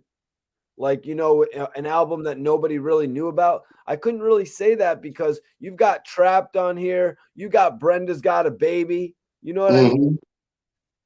And did that album come out after Juice or right before Juice? Do you see where it says the date of the album release? Yeah, I'm going to tell you right now. Because I do believe Juice was out. If not, we're about to come out. Juice was not released for Juice released. Yep, you're right. Juice actually released 2 months later in January of 1992. So, Hmm. So look what he had to do. You know, Tupac was a great rapper, but he wasn't worldwide known at the time. So him dropping the album and then the movie coming out made it perfect. You know, he was doing cameos on TV shows like Different World and stuff like that around there before the movie. But now I look back in hindsight, Pac was doing a wonderful job at promotion, at self promotion. well, Rosewood, I'm looking at the Juice movie soundtrack right here, man. And I'm not seeing any Tupac music on the. I don't think he's on there. Yeah, he's not on there. Mm-mm. You got Too Short on there. You got a few people on there. Pac not on there. Yeah, the label was MCA. That might be why, though, because That's Tupac was an Interscope recording artist, possibly. yes. Yeah, and there's probably certain stuff they couldn't clear for Tupac, or they wasn't trying to pay Interscope, little stuff like that. Because that was always a weird thing to have Pac do Juice, and he's not on the soundtrack at all. Yep. Ja Rule can't claim his first 5 albums went to #1. Uh, Mm-mm. 50 Cent can't claim his first 5 albums went to #1. Jay Z, Snoop. Uh, I mean, the list can go on. X has that in his own right, man. That's why I say RP X, man. That's a legend. That's a Fat wealth of Joe, knowledge. Fat Joe No, can't claim it. and he had the best deal in the industry for a long time. I'll say from say '93 to maybe '03, he has the best deal where he's getting $7 off an album. So even with him getting the most out of his albums, he never did it. I don't think anybody. The matter of fact, what about Lil Wayne? No, because what is it? 5,000 Degrees. That didn't go #1. That's the first one. Wow, Jay-Z's Reasonable Doubt debuted at #23. Mm-hmm. Yeah. Because you had Pac and Biggie out, Pac, Biggie, and Nas out Yep. for Reasonable Doubt. Yep. So the Game didn't do it. By the third album, he had crapped out. You know what I'm saying? Right, you did. We said everybody 50, Snoop, Jay. We said a list of a litany of people, a litany of top rappers. That probably would have got that, but only X has that. What about And I Kanye do believe. West? Mm, first, Kanye West has enough albums to do it. but I don't Nope. think the first five. Nope.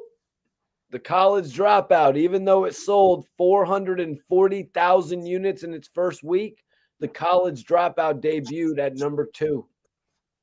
Yeah, yep. Mm-hmm. Yep. Dang, I gotta look back in my notes and see who was #1 that year. Might have been Jay Z. Yep. Ryan B, my guy RBH is in the building. According to Billboard, Game had 3 #1 albums on the Billboard 200 chart: the documentary, the Doctor's Advocate, and I guess his 4th album, the Red Album, because LAX didn't go to #1. I like the singles on LAX. Game's I did Pain. too. Hmm. People That's didn't. the crazy part about it. I like the first album is my favorite Game project, but then the LAX John, I remember it getting bad, because this is when, early internet and it's still magazines. So it's not getting bad press, but it's not getting good reviews. But when I listened to it, I said, oh, it's a Game project I like. And, it just wasn't, I don't know if it was marketing or the beef with 50 was getting old. I don't know. But that was a good project that got lost by Game, the LAX joint. Yep, crazy how I mean, maybe it was because he marketed towards Cali too much or something. I mean, he had decent first week sales on it. He did about 230,000. Right. Right, but then the decline, it was a steep decline on it. And I won't say that it was too much Cali because I don't know about anybody else from East Coast. When somebody that's good from Cali drops a record, it puts you in that Cali vibe. It gets you away from the bitter cold East Coast rainy days and snowy days. So I'm not sure if it was too much Cali or what it really was with LAX because I like that. And I'm not a huge Game fan, but that was one of the projects that I liked. So one I of our said, Amanda asked, "What about Ja Rule's albums? I'm not sure of the status." Well, I would think he had five number ones though. Ja Rule's albums went to the shits after his 3rd album. The Last Temptation actually debuted at like #4 or something like that. Where did they go Okay. wrong with The Last Temptation, man? Was it Thug Love with Bobby Brown, or was it or was it Mesmerized was a little bit cheesy at that point compared to Always on Time and I'm Real? Um, No, that was true. That's true. what if they would have put Usher on Thug Love? Then it would have definitely probably sold a 500,000 first week. What? That shit with their numbers, but the thing was, it was the loyalty to Bobby. Bobby being the OG, them looking out for Bobby for real, for real. And Yeah. Mikey, we had this discussion for the verses. I like that song. I'm not a big Ja Rule fan, but when that came, I didn't skip the video. I didn't go to MTV like, oh, this is on. Let me get rid of it. I let that joint rock because I know I'll never listen it to nowhere else. But I like the song. It's a good song. So when you said if Usher was on there, that shit would did crazy numbers. They couldn't afford it or something, man. Don't tell me they couldn't afford it. They were No, I think they're looking out for Bobby. They had to give Bobby some type of momentum. that's Bobby the OG. that's crazy, man, because Ja Rule pretty much put his whole career on the line with that one. But we don't know. We don't know what favors Bobby Brown might have did for them early on in their career when he was maybe up on the upper echelon of R&B singers. Still, we don't know those certain stories. We're getting some of them now from the artists that might be on Fat Joe or so. Some of these other shows, and they give us that insight, and we're So like, "Damn, that's why they're messing with them." so let me just ask you, would Usher have done it at the time, or would Usher have been like, bro, you got a little bit of static I hear coming from a guy named, what is it, 50 Cent? I think he still would have did it because Usher is he's Chillin' with beyond all that. Sin. I Man, told you, Mikey T, Iceberg. I think you showed me love when we was talking about the verses. Like, Rosebud on the song. Yeah, I like the song. But when you said Usher, I think Usher, the thing is, I think they're looking out for Bobby. I think they could have got Usher on there if they wanted to. They would have paid them the money. I think they would definitely went for Usher because now he's bigger, he's worldwide. It's going past 50 Cent. We're not even thinking about 50 Cent because Usher is not even in that round. The song's not even in that round. It does be a good song from Ja Rule and Usher. But they looking out for Bobby. all right, hold up. When did Uh, uh, so Usher, okay. Usher had released yeah in 2004, Rosewood. Okay. Yeah. So Ja Rule probably wasn't looking at him like that in 2002. Well, no, the thing is, Usher might have been working. Now I will say this. I don't think Bobby Brown was the first decision for that. They probably narrowed it down to Bobby, and not because they couldn't get nobody. It was just like, all right, we're gonna go with Bobby on this job. Okay, Rosewood, do you remember the record U-Turn? By Ja Rule and Bobby Brown. Oh no, one second. Let me bring my guy RBH in. RBH. Yo, what the business? Salute my J. What the Let's business, crack it. bro? I'm cooling, bro. Cooling. Been a That's what's minute. up. So the record is yo Ryan, turn it down in your background so there's no echo. No, that was my other phone, Mikey T. He good. My All right. bad. I thought that was the TV. All right, but So the Usher song is called U-Turn. Are you familiar with that song RBH off the 8701 album? no. Wait, U-turn. No, I got to go back and listen to that. That was my album. No, that's one with Confessions, right? Right. No. Yeah. No. No. That was the one with You Remind Me. But the point I'm making is that in 2004 Usher released Yeah, and we're talking about the song Thug Love with Bobby Brown from 2002. I don't think Usher was really on Ja Rule's radar to be on his hook then. Ja Rule was kind of in the clouds back then, RBH. That's the true. All that True. ecstasy. The vibes. Making The them hits, vibes, though. bro. Yeah, facts. Making them hits. So since Usher had not come out with Yeah in 2002, would Usher have made sense on Thug Love or not really, RBH? I mean, his legacy go hard though. Usher started like when he was a little kid, but around that time he was a little cold. So like I would say after that album, the one that you just the 1807, I think it was. In between that and Confessions, there was like a droop. You know what I'm saying? There was a dip, and that's around the time when Bobby Brown got reached out for that Thug Lovin' record. You know what I mean? So we want to work with a legend, but who wouldn't want to work with Bobby Brown? You know what I mean? Last Temptations, name your album. Bobby Brown is the last, I mean, quote unquote, at the time, the king of R&B. You know what I mean? So that's one of those ideas. I think it just made sense on paper, but not implementation. So Rosewood, had you purchased any of these Ja Rule albums ever between Veni Vidi Vici, Rule 336, Pain is Love, The Last Temptation, Blood in My Eye, R.U.L.E.? Nope. I never bought a Ja Rule album. And the thing is, it was just too commercial for me at the time. And then once 50 been bombing on them since Murder, I Don't Believe You. So I'm always waiting for them to come back. And even before the Fed indictment, it was never no like hood mixtape disc Jones towards 50 from Ja Rule. It was just like an absence. So once 50 got his deal, they tried to step it up and all that. But I'm like, it's a little too late. And they were just too commercial for me. It was just too commercial. All right. Amanda asked a question. She says, one has to go. I'm going to go to you first, Rosewood. Get Rich or Die Trying, 50 Cent. Nas, Illmatic, DMX, Hell is Hot. One gotta go. Which one is going, Rosewood? Get Rich or Die Trying. Shit, wildin'. Sorry. Get Rich or Die Trying is gone, says Rosewood. RBH. Now, hold on before RBH speaks, because RBH, I know how you feel, but it's a tough decision right here. Amanda, thank you for that question. We love the hard questions in here, right?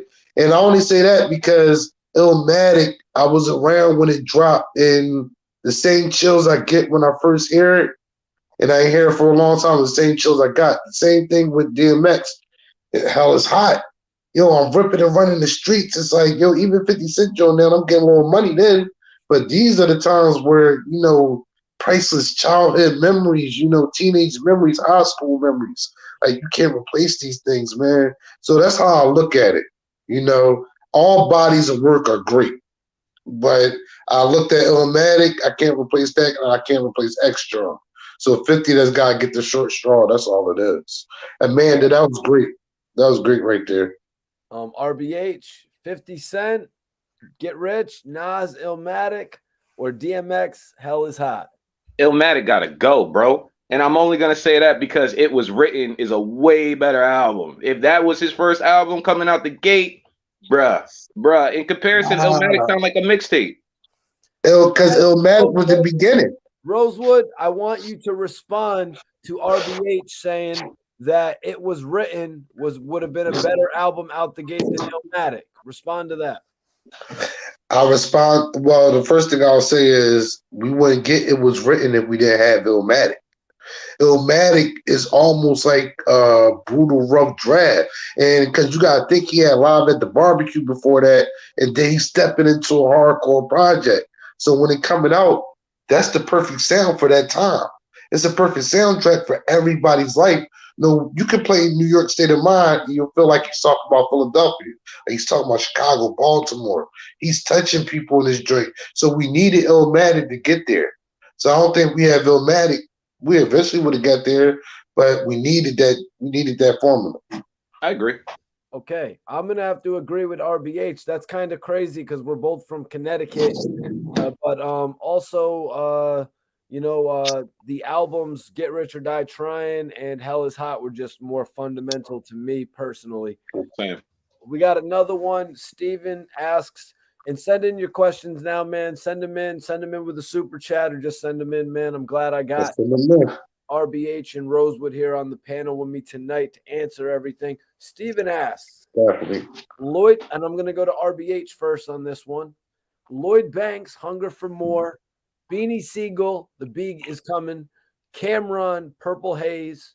One has got to go. Which one are you taking out? That's not even a fair question, Steve. Why are you coming for me like that? You knew he was gonna ask me to go first. That wasn't even fair, bro. Look, I was about to say Steve knew.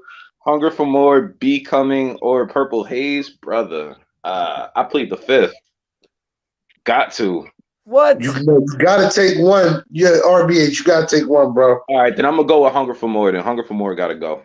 Wow, that's crazy. Gotta have that opinion. Hunger for More has got to go, man. It's not a classic. Becoming's a classic. Purple Haze is a classic.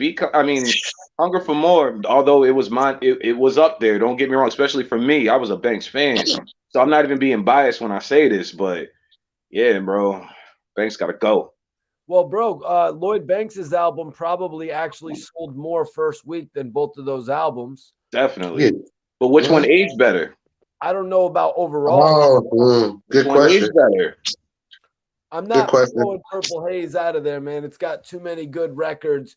And no skips. And just a handful of those few records are actually better, and they have more substance than what's on Lloyd Banks' album, just to be real. They had a throwaway Snoop Dogg verse on Lloyd Banks' album. I was about to say that. They had a weak remix of Warrior, just to be 100% real. Yeah. Playboy was not worthy of a follow-up, just being 100% real. But no, I loved Ain't No Click. I loved the first Warrior, even though it was a little bit short. Still Fly? I Stay Fly. Yep, I Stay Fly. I like a couple of the joints at the end, where he was rapping in storytelling format. You know what I'm saying? The one over that Dr. Dre beat with if you want until the end. You checking your chain every time and then you walk. That was hard. That was hard. Oh, gangster. But all those songs, if you're so gangster, it doesn't really compare to some of the substance that Cameron gave us off of the cloud. Damn. Oh no. Crazy. Yes, no, I can't say Purple Haze is gone. I think we all Rosewood, which one did you say right there? Did we all Hey man, thanks?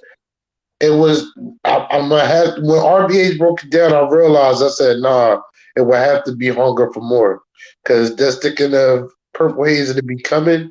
And when RBH, I'm glad you said that, bro. You said which one aged better, and those two, Purple Haze and Becoming, definitely age way better than Banks Joint. Banks Joint is like a period piece for me. It's like Right. a period piece. Rosewood, let me ask you. Do you got a favorite track off the top of your head on the Becoming from Beanie? Besides Feel It in the Air, obviously. Mm. Fill in the air, but no, it's damn. He got a couple jewels on there that I rock with. One shot kill. One shot, one kill. Hit you with the one shot kill. We on the same. Look, I was trying to think of the name of the song. Yo, we on the same. Because I was about to say the same thing. That's my jam right there. That's one of my favorite songs on there. The song with Hov was hard too. The end of the song with Cam.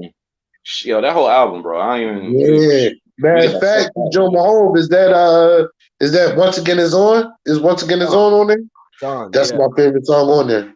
That's my favorite. That's the only song I ever listened to, I believe, 20 times in a row with my homies. Like, we literally listened to it because we couldn't believe the raps that were coming. This way. What about Purple Rain with Bun B? One of my favorite songs too, because we come from the Juice era in Philly, and it was a whole debate at that time just to get some knowledge that Houston was the inventor of the Juice movement and all that, and really people didn't know Philly was really known for that too, but you had to be in that lane. It wasn't put out there like that. So when Siegel and Bun B came together, it shows you the Philly Houston connection and how we both were on the same lane. There's two different areas. They really broke it down perfect. Correct me if I'm wrong, Rosewood, but in Texas they called it lean, but in Philly they called it pancakes and syrup. Well, pancakes and syrup is a combination of a pill and the juice. And Philly we call it lean, juice, sip, water. Guys, we got another one. Everyone keep sending in your questions. Try Will, we're definitely going to get back into it. RBH is a big Young Dolph fan. RP Dolph. Rosewood did not get to tap in on it last night. Right. Touch on it, but Trezzy asked Mob Deep or MOP or G Star. RBH. Good question. Yo, RBH, pull it back a little bit if you can, just so everyone can fully see you. Now, is he asking which one got to go? Which one's got to go? One has got to go. That is the question of the night. One's got to go. Damn. RBH, who's going? 247, yo, for me, it's a good question. Gangstar. I mean, I love him, but Gangstar. MOP and Mob Deep. Rest in peace, Prodigy. Shout out Habs. Rest in peace. And we're probably totally wrong on that, man. But Rosewood, what are you gonna say, man? Damn, that's a hard one, man. That's really hard, yo. Because I'm heavy Mob Deep and MOP fans, man. They're a part of my life. Gangstar is too. That's the crazy part. All three of them, those are groups that form my life. That's in my Walkman when I'm going to school. So if I had to say one's out of here, man, because without Gangstar, you don't got no MOP because Primo did all the beats. Facts. Man, I would have to say I'm going to have to say Mobb Deep, and I'm a major Mobb Deep fan, but I'm going with MOP and Gangstar. Brooklyn, man. R.I.P. Guru, R.I.P. Prodigy, man. Two legends. But like I said, if you don't have Gangstar, you don't have MOP. So it's like that's why I said Trizzy. That's a good one, man. And that's why Report Card Radio, the panel, is always going to give you different opinions.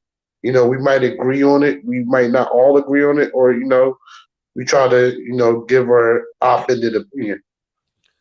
Oh, Jesus. Amanda's got another one, y'all. And I only read one name so far. So that's gotta go.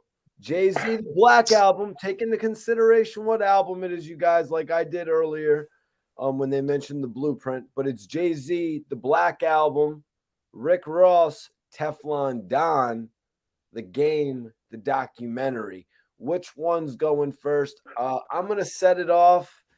I'm going to have to say the one that's going is going to have to be Teflon Don from Rick Ross. I got to say it. Teflon Don has to go. It wasn't his best. I mean, it was one of his best albums, but it wasn't the best album. If that was God Forgives, I Don't. If that was God Forgives, I Don't, there would be a really serious consideration to put up there. Even Port of Miami. Jay-Z, or Port of Miami. Or Trilla. His best albums were Deeper Than Rap, God Forgives, I Don't, and then Teflon Don, Mastermind. Those were his best ones in order as well. But Jay-Z, the Black Album is just an amazing joint. Threat. Yes. I'm saying all the records on there, probably besides Change Clothes, are amazing. Even Change Clothes is a banger, man. I'm just being real. I'm not saying I know where you coming from, Mikey T, because everything, but Change Clothes was perfect on there. That still was good. A fun fact, if you listen to the Black Album in like some high-def headphones, you can hear Jay-Z punching in each line. Each line that, man, it overlaps. It's so sloppy because they didn't have the technology back then to make it flawless like it is today. So when you went into the booth and freestyle, like, bro, like you could hear all the punches, all the ad-libs, everything. It's crazy. Crazy. You can even hear that in the movie. In the Blackout movie. You can see when he's recording it. Now you have to be a musical ear, but you can let me hear it in the movie too. Yeah. And then when you listen to it after watching the movie, you clearly hear like you said, they didn't have the technology. Right. But look what they put together though. So that's all that, man. All right, Rosewood, which one is going, man? It's gonna be Teflon Don. It's gonna be Teflon Don. And another fun fact, since RBH is actually the hip hop trivia champion. Facts. Put some respect on RBH's name. That's our hip hop trivia champion. I'm gonna put up his IG right now. Y'all can follow RBH on the gram. That's the hip hop trivia champ. But here's a fun note. The Black Album actually debuted on Billboard against the G Unit album that we were speaking on earlier, Beg for Mercy, and it beat it out. Ludacris was on there at the same time too, right? No, I don't think so. The Red might have been. No, it was the album. No, it was not Chicken and Beer. It was the album was Gangsta too. It was hard. Can't even think of it though, man. Blow It Out Your Ass was the single. Okay. Blow it out your ass. Because I remember in high school, you went to the store, you bought one of three. It was either in 2003, Ludacris dropped an album in October. That was Chicken and Beer. He dropped The Red Light District December of 2004. I remember that. Okay. Yeah, that was the next year that RBH is thinking of. Now, so I remember, like during that time, it was everybody had one of the three CDs: G Unit, Jay-Z, or Luda. But Luda, you're right, that came later. Interesting. Maybe a compilation album, possibly. Ain't no telling. But you're right. The Black Album and that G Unit album, that was the trade-off. Like in high school, like everybody had the CD player, and like if you had the disc, it was like, yo, let me get it for second period. Let me switch off. You know what I'm saying? So I could hear both albums. Facts. Tell you, man, hip hop. I don't know about this. I don't know about this 50 Cent beef story. Yeah. I ain't never heard before. Working Man agrees Teflon Don can go, and I guess that's sort of what you said, RBH. Yeah, Teflon Don don't compete with the other two. Teflon Don can go. Okay. Oh wow. Rosewood, let me put you on the spot. Group album, duet group album. Who would you want to see an album come out from? Lloyd Banks and Joel Santana, or Dutchie and Spade? I'm gonna have to say Banks and Santana You would actually because want to see that happen. that's something that I wanted to see happen. I thought we were going to get like eventually get like when everybody got cool after all the stuff that we would get like a Santana and Banks joint, at least a mixtape, something. Beamer Benz or Bentley was out of this world. That collaboration was crazy. Yeah, yeah. When we Little finally got a throwback. collaboration, we wanted more. Hmm. Yeah, a little weird. Joel Santana, I mean, Joel Santana had the baddest bitch in the game, right? Kimbella, I mean, at a time, I guess you can consider her the baddest. At the time. He had one of the best. He had one of the top chicks in the industry at the time. Okay, RBH, just so there's no bias here on this one, I'm going to ask you Styles P and Havoc EP Wow. versus Dark Low and Havoc EP. Which Yeah, one, if you haven't heard them, which one would you rather listen to right now? Like if you hadn't heard either one, that's what I'm going to ask the both of you. I'm gonna go with the Styles P and Have because I heard that one single and it's still stuck in my head. So I haven't heard nothing off the Dark Low and Have EP, but I want to hear that too, though. I ain't gonna hold you. I want to hear them both. Rosewood, Styles P and Havoc EP. You got two in front of you right now on your playlist, and you're going to spend the next 45 minutes listening to one. Styles P and Havoc EP or Dark Low and Havoc EP? I'm gonna go with Styles P and Have because their relationship and their music that they already put out is classic anyway. That I'm always looking for their collab. Always. I think everybody in the chat knows what joint I'm putting on. But nah, for real, we're gonna do a review on Styles and Havoc's EP because we've already done a review on Dark Low and Havoc's EP. I think Right. it's amazing how much work Havoc is actually getting to do right now. Like branching off. Like Great. you were just saying, you expected a little bit more from Banks and Jewels. It's like, what is it that's holding these guys up from collaborating? Is it legal issues or is it contracts? It's something. I think it's It's, personal issues, honestly. I Not, think it's. Go ahead. My bad, bro. not between each other, just dealing with life. You know what I'm saying? Banks is Okay. you know how Banks roll. You know what I mean? And Joel's just got out of jail. You know what I mean? So that's pretty much what held up the I Can't Feel My Face with Joel's and Lil Wayne. Facts. Was it Wayne had the case in New York? Yup. The gun case. Yup. A lot of projects were supposed to drop that. T Wayne, you know what I'm saying? Like, a lot of people was trying to eat with Wayne around that time. And they was going to be dope. But the legal troubles, you're right. And I just think it's usually that's a number of things. When we get those collabs and stuff like that, it means the stars are aligned, basically, because it's so many factors like personal issues, maybe personal issues with people in the camp other besides the artists, maybe the labels, all types of stuff. People want the certain credit on the project so they can make their money and stuff, so all the politics and red tape you got to deal with. That's one of the main reasons why we don't get these collab mixtapes or albums, or we eventually only get one song, something like that. It's like a tease. And I mean a real song too, not the email back and forth. I mean like two artists actually in the room, build around the beat. You know what I'm saying? Like word. Like how Wayne and Jewels was with I Can't Feel My Face. Facts. They locked in. Both of them smoking and drinking lean. That in the studio together. You know what I'm saying? Yeah. And that came out, and look at that mixtape. That mixtape was like basically you couldn't find that mixtape on the streets. Facts. You really couldn't find that I Can't Feel My Face with both of their faces on it. It was so hard to find. If you had anybody with that CD, you trying to burn it. Facts. You trying to burn that joint because you couldn't go down to 52nd Street. Couldn't go down to Erie Avenue. It's sold out. No, we ain't got it. I'm going down there every weekend. I ain't got no more, man. They still hard to get them. It was the same at the flea market in New Haven, bro. The same. I can believe it.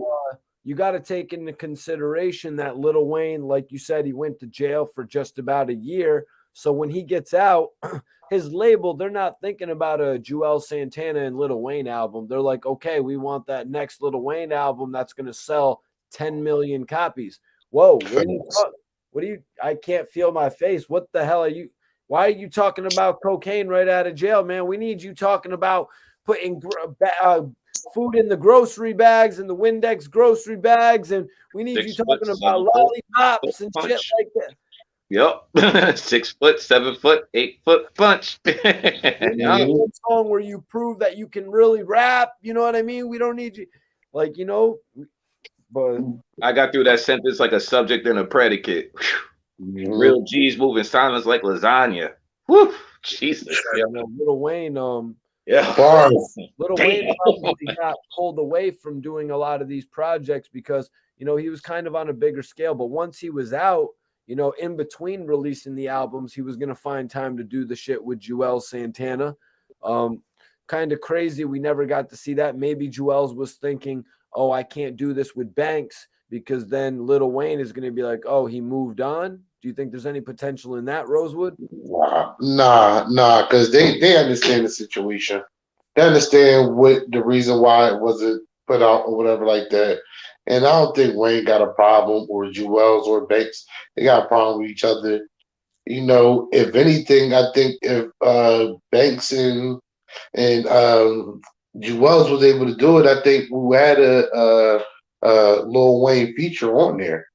And if we did had the I Can't Feel My Face, I think we might have a Lloyd Banks feature on there. You know? I think it's a matter of pride too. Like, how many times am I really gonna ask this man to do this project? You know what I'm saying? Like, True. you know what I mean? Like, how many times am I really gonna come up and be like, yo, man, when we gonna do it? When we gonna get it done? Like, come on, bro. Like, it makes me feel like less of a man because, like, what I can't eat on my own. You know what I'm saying? So there could be that factor too. Wow. So, guys, right now I just looked up what year Lil Wayne went to jail. Apparently, in 2009, Lil Wayne pled guilty to his felony charge, and then February 9th, 2010 is when Beamer Benz or Bentley released. So maybe the release of that single actually coincided with Lil Wayne going to jail. You know, Jewels didn't necessarily stop working at that point. Capital, I want you to respond to this, RBH, being an MC. Capital third letter C said Wayne made a lot of rappers step it up. Yeah, because him being from the South and being so damn lyrical, and mind you, the South was kind of dominating at that time. So for you to be able to get the respect from up north and still got that down south swag, yeah, everybody wanted a piece of that. That's where you got T.I., you know, really getting them bars, really hitting them syllables. Waka Flocka stepped it up. You know what I'm saying? Instead of just chanting throughout the whole songs, he actually had bars in place. You know what I mean? Like, yeah, Wayne was like the forefront of the lyrics in the South. Definitely. He definitely made rappers step it up. You know, first it was Outkast, and then I think Wayne brought it right after them. Scarface too. Scarface. Yeah, Scarface definitely Face Mob. Those lyrical geniuses from down south always set precedent for, you know, several generations on how they approach rap music from the south. And it brought a more strong lyrical presence and beat selection, not just a little whatever like trap beat or crunk, whatever it may be. You're doing every beat. You know, down south beats, up north beat, west coast beats. You're going through it. It's showing your versatility. So Wayne definitely made a lot of because if you're doing a feature with Wayne, you got to step it all the way up anyway. If you're competing with albums, when your albums come out, his albums come out, you have to step your game up. And let's not forget about his mixtape series, The Dedication and No Ceilings. Bruh.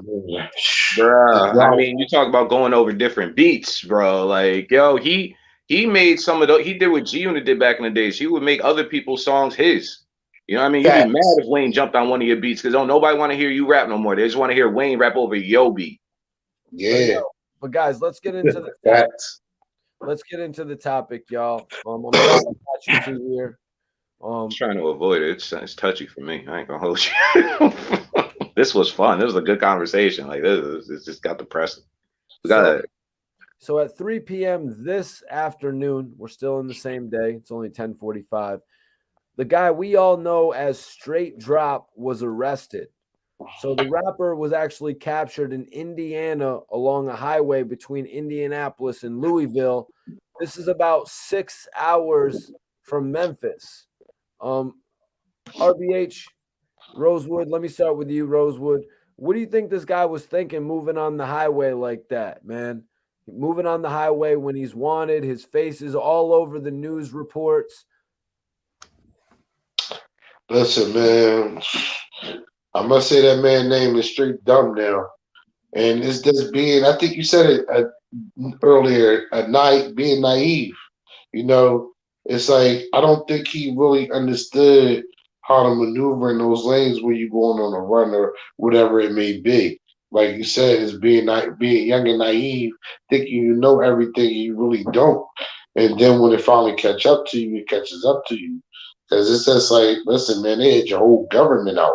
Not even just your rap name, like you got your whole government out. Like, so how far can you run for real, for real? You know, you don't have a big enough bag where you can get a passport and go out of the country where there's no extradition or whatever like that. No, you still basically local. You only maybe one or two states over from where they looking for you at. You know, the feds is nationwide, worldwide. So, you know, it's just, you know, these youngins think they know a lot or whatever like that until they get in the blender. And man, that is man, it is touchy. It is touchy RBH because Dolph was so much of a leader in the community and an example for a lot of young brothers to come up, get money, be independent, do it on your own, and to take somebody's life or whatever it is, man.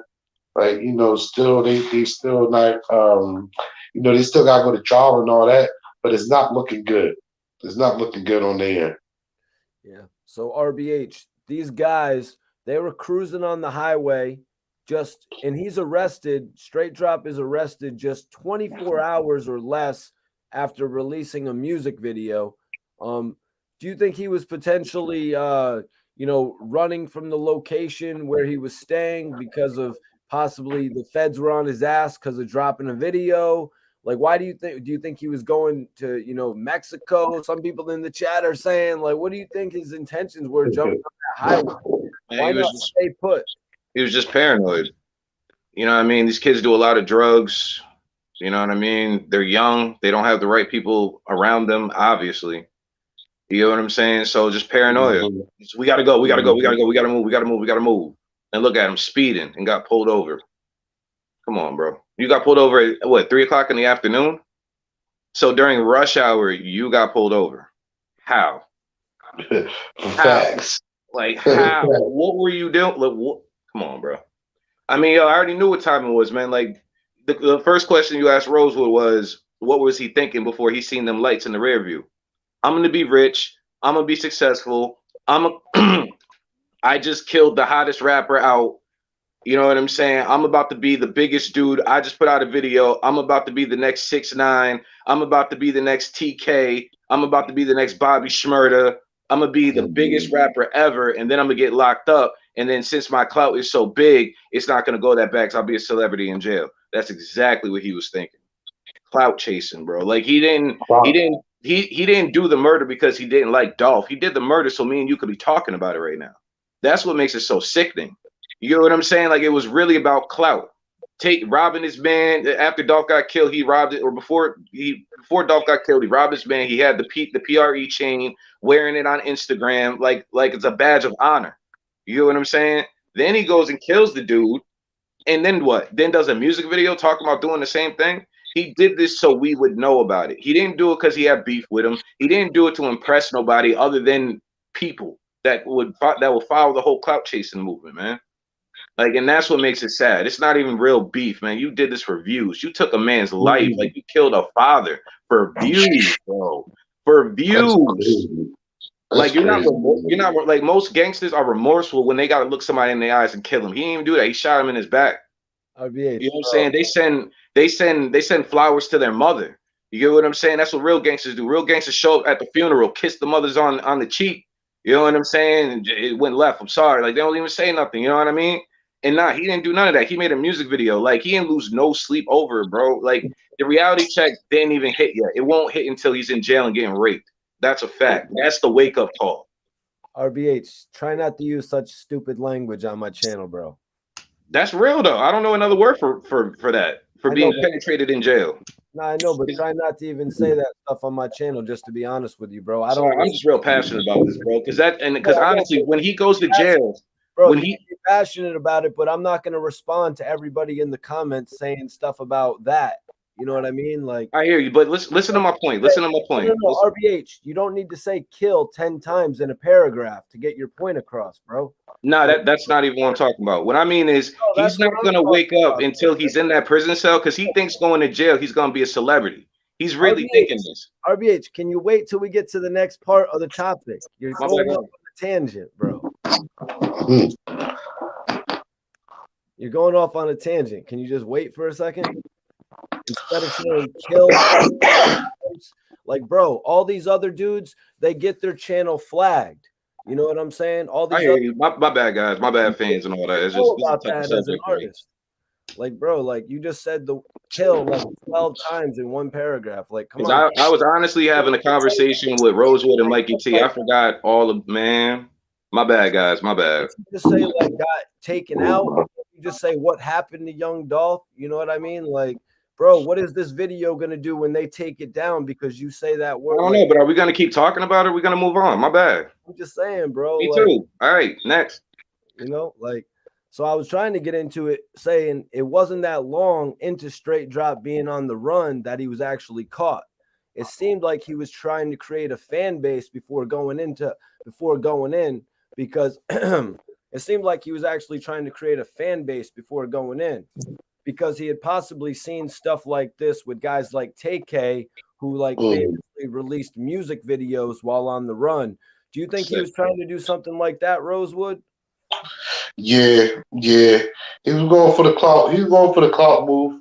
You know, being famous of doing stupidity, ignorance. You know, not knowing no better. And he might have knew better, but still, it's just all for clout. And he thought it's like, oh, all right, even if I get booked, you know, while I'm doing my trial, my video's going. I'm gonna get money from my video and my other music that I put out. You know, stupid mentality. That's all that is, man. It's stupid, man. It's a stupid mentality, and it's really ignorance and being naive. Because I think I was listening to you earlier. You know, he did the video, and basically, you don't have to have your location. They can get your IP address from where you uploaded the video from. You know, so it's just so sad and unfortunate, man. What really bothers me is that this is one case we know about, but this happens every day. Like there's so many kids out here that are influenced by these people. I don't want to call them influencers because they have a following, but you know what I'm saying? They really do this for the clout, bro. Like, and it's sad. Like it's killing our youth, bro. So where I want to take this, RBH, you know, we see what this dude Straight Drop is doing. I know you're a fan of Young Dolph, and you've probably went and listened to some of the music from Straight Drop. To me, it seems like he's a carbon copy of Young Dolph. To me, it seems like, you know, he's just another version of Young Dolph. And that's one thing in this music industry. You're not going to make it by being unoriginal. So when I bring up like TK, who did the race, you know, he was famous. He was on the run for a little bit. He had his song. It started bubbling. It might even hit Billboard. Like, you can't do what he just did. You can't. It's unoriginal. So what I'm saying is that Straight Drop isn't really being all that original. That too. That too. I mean, at least Takashi was different. You know, at least he dyed his hair.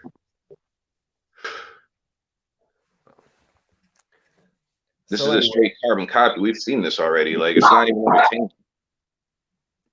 Yeah, but you know, that's why I was just the other night I was kind of elaborating that why would Young Dolph want to sign Straight Drop?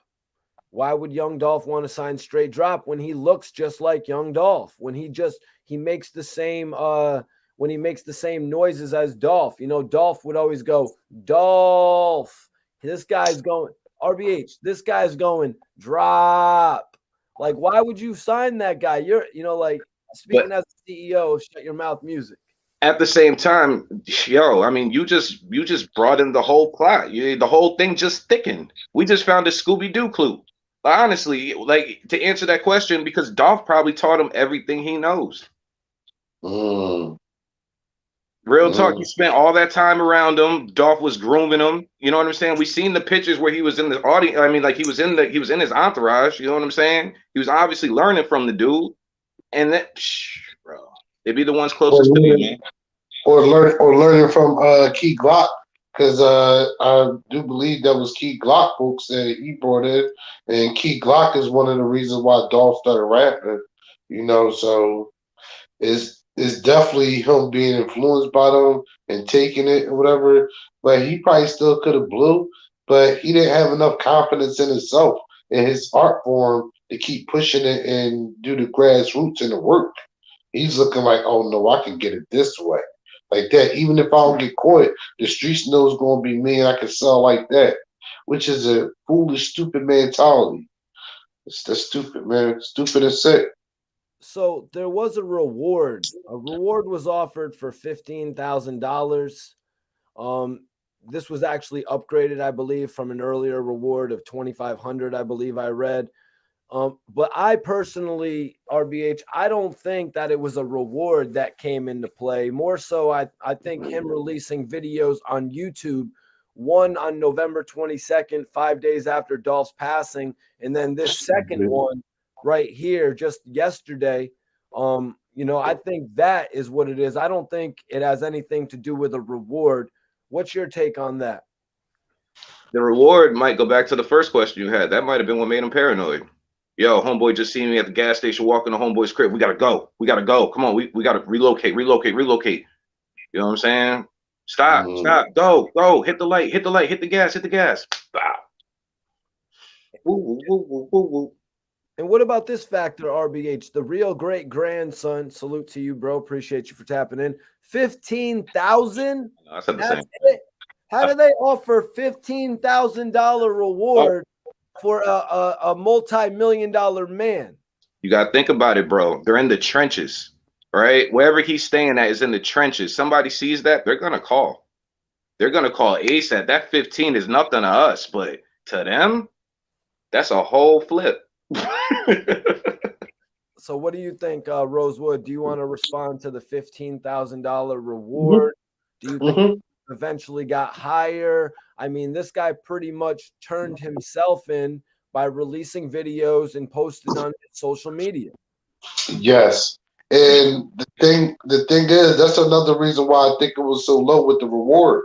Because the feds was looking like, for real, we about to solve this in the bag. He about to do the case for us. He about to do all our work for us. And it definitely goes back to what RBH said. Like down there, the poverty level was so low. People see that 1,500, they taking that. And especially if you're a major fan of Dolph, you got all age groups looking at that money right there.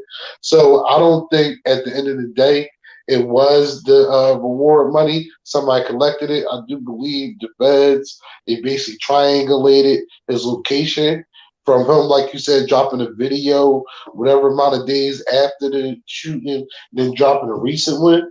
So they can look at where you're uploading these videos at and where you actually are. So most of the times he's probably doing it where he's getting wherever he feel comfortable at and then going somewhere else and doing it there. So they probably have almost a digital trail everywhere he went just with his IP address. Well, he tried to erase the Instagram and all that, but you can't do that. It's there. Speaking of a digital IP address, this guy actually went on the internet and announced that he was going to turn himself in on Monday. RBH, I guess they gave him the weekend. They just gave him the weekend. Like that's where they do that at, man. I don't think they gave it to him when he said that they didn't know where he was. They were like, okay, well, let's just see if he does it. But that was nothing but promotion for his music video because everybody was going to be checking his page to see what was going on. Bam, good marketing. I hate to even compliment the kid, but that was smart. That was smart. What do you think about that tactic, Rosewood, that he did to market his video, that guerrilla marketing? You know what I mean? He built up the anticipation. We were going over it last night. I think it's disgusting. Him doing that. What's your take on it, Rosewood? Because he definitely got all eyes on him that day when all eyes have never really been on him. Facts. And the thing is, it's in poor taste. It's definitely sick and definitely disgusting with doing that whole thing. With even going on with your career, not giving the dead they respect at all. So it's definitely horrible that he doing that. But the thing is, it's like, all right, I'm looking at these other rappers, like you said, TK, doing it, going on the run, and his mixtape doing numbers off of it. And it's like, they're thinking it's like this, and that's not how life works. That's not how life works right here. And it's like, whatever money he had behind him, whoever was helping him out, the money might have paid the factor in because they might have got a location that he was at, pressed them, and they give them up, or somebody that was just willing to cooperate, period. And here y'all go. It led to the arrest or whatever. Oh, where he's going after this? Listen, he going to Indiana. He going here. He going, they probably going to take this route right here like that. There you go. So the money definitely probably played the factor too. Because, it turned into a multi-state manhunt now. So everything that he did was extremely dumb. It was extremely sick and selfish, trying to get clout and doing promotion for something like that, to get your video and your music out there or the spotlight on you when it never was. Like, that's no publicity nobody really wants. For real, for real. Like, who wants that? Who wants that publicity that way? Nobody, no, like, how can you sleep at night? Even if you did gain anything from this, how can you sleep at night? When you did this to get this, and RBH, you right, yo. When he get I won't say that R word or whatever. I say, a lot of the younger Please get in there, never say that word on YouTube. You know what I mean? and by his fifth year, What am it's I, going to kick Todd in. Campbell with 3,000 viewers? Oh, no, no, Todd he ain't. Campbell talk all that shit. It's going to kick in his fifth year, man. When you just sitting in there and you're not going home, you ain't here for life, and it don't have to be a traumatic experience. It's going to be a regular day, and it's going to break you mentally. Like, yo, I'm never coming out. Why did I do this? This wasn't worth. Once they kick in and say it wasn't worth it, you broke right there, and you only got 5 years in of a 25 life, no parole, possibly death sentence. So, You in death row. so let's get into some of the backstory of this guy, Straight Drop. First of all, he's 23 years old. You guys probably know that, but I want to get into some of his backstory and get your take on it. So apparently, He was wild. Apparently, a judge suspended Straight Drop's sentence of 5 years.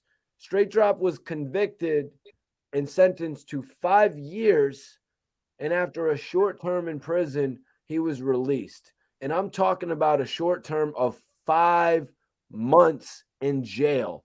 This guy, That's weird. this guy gets convicted in 2017, and he is let out within 5 months by a judge who's talking some shit about jail is not a place of punishment. I'm pretty sure jail is a place of punishment. He said no. He said it's not not to cut you off. He said jail's not a place of punishment; it's a place of correction. Yeah, but he didn't do enough time for correction or rehabilitation. It's really just for rehabilitation for you to come back out and be a productive member of society. Learn your lesson. But if you in there for 5 months on a 5 year bid, it's something fishy with that. There's something fishy with that, and that goes to the corruption side of things in that city, in that state, and it's always been like that. So the truth is going to come to the light when this trial comes. RBH, I love you, bro, and I'm not trying to censor you. I would never censor you on your music. It, Mikey. That's cool. RBH has a new album, Unapologetic, where he is unapologetically ruthless. Appreciate it tapping in.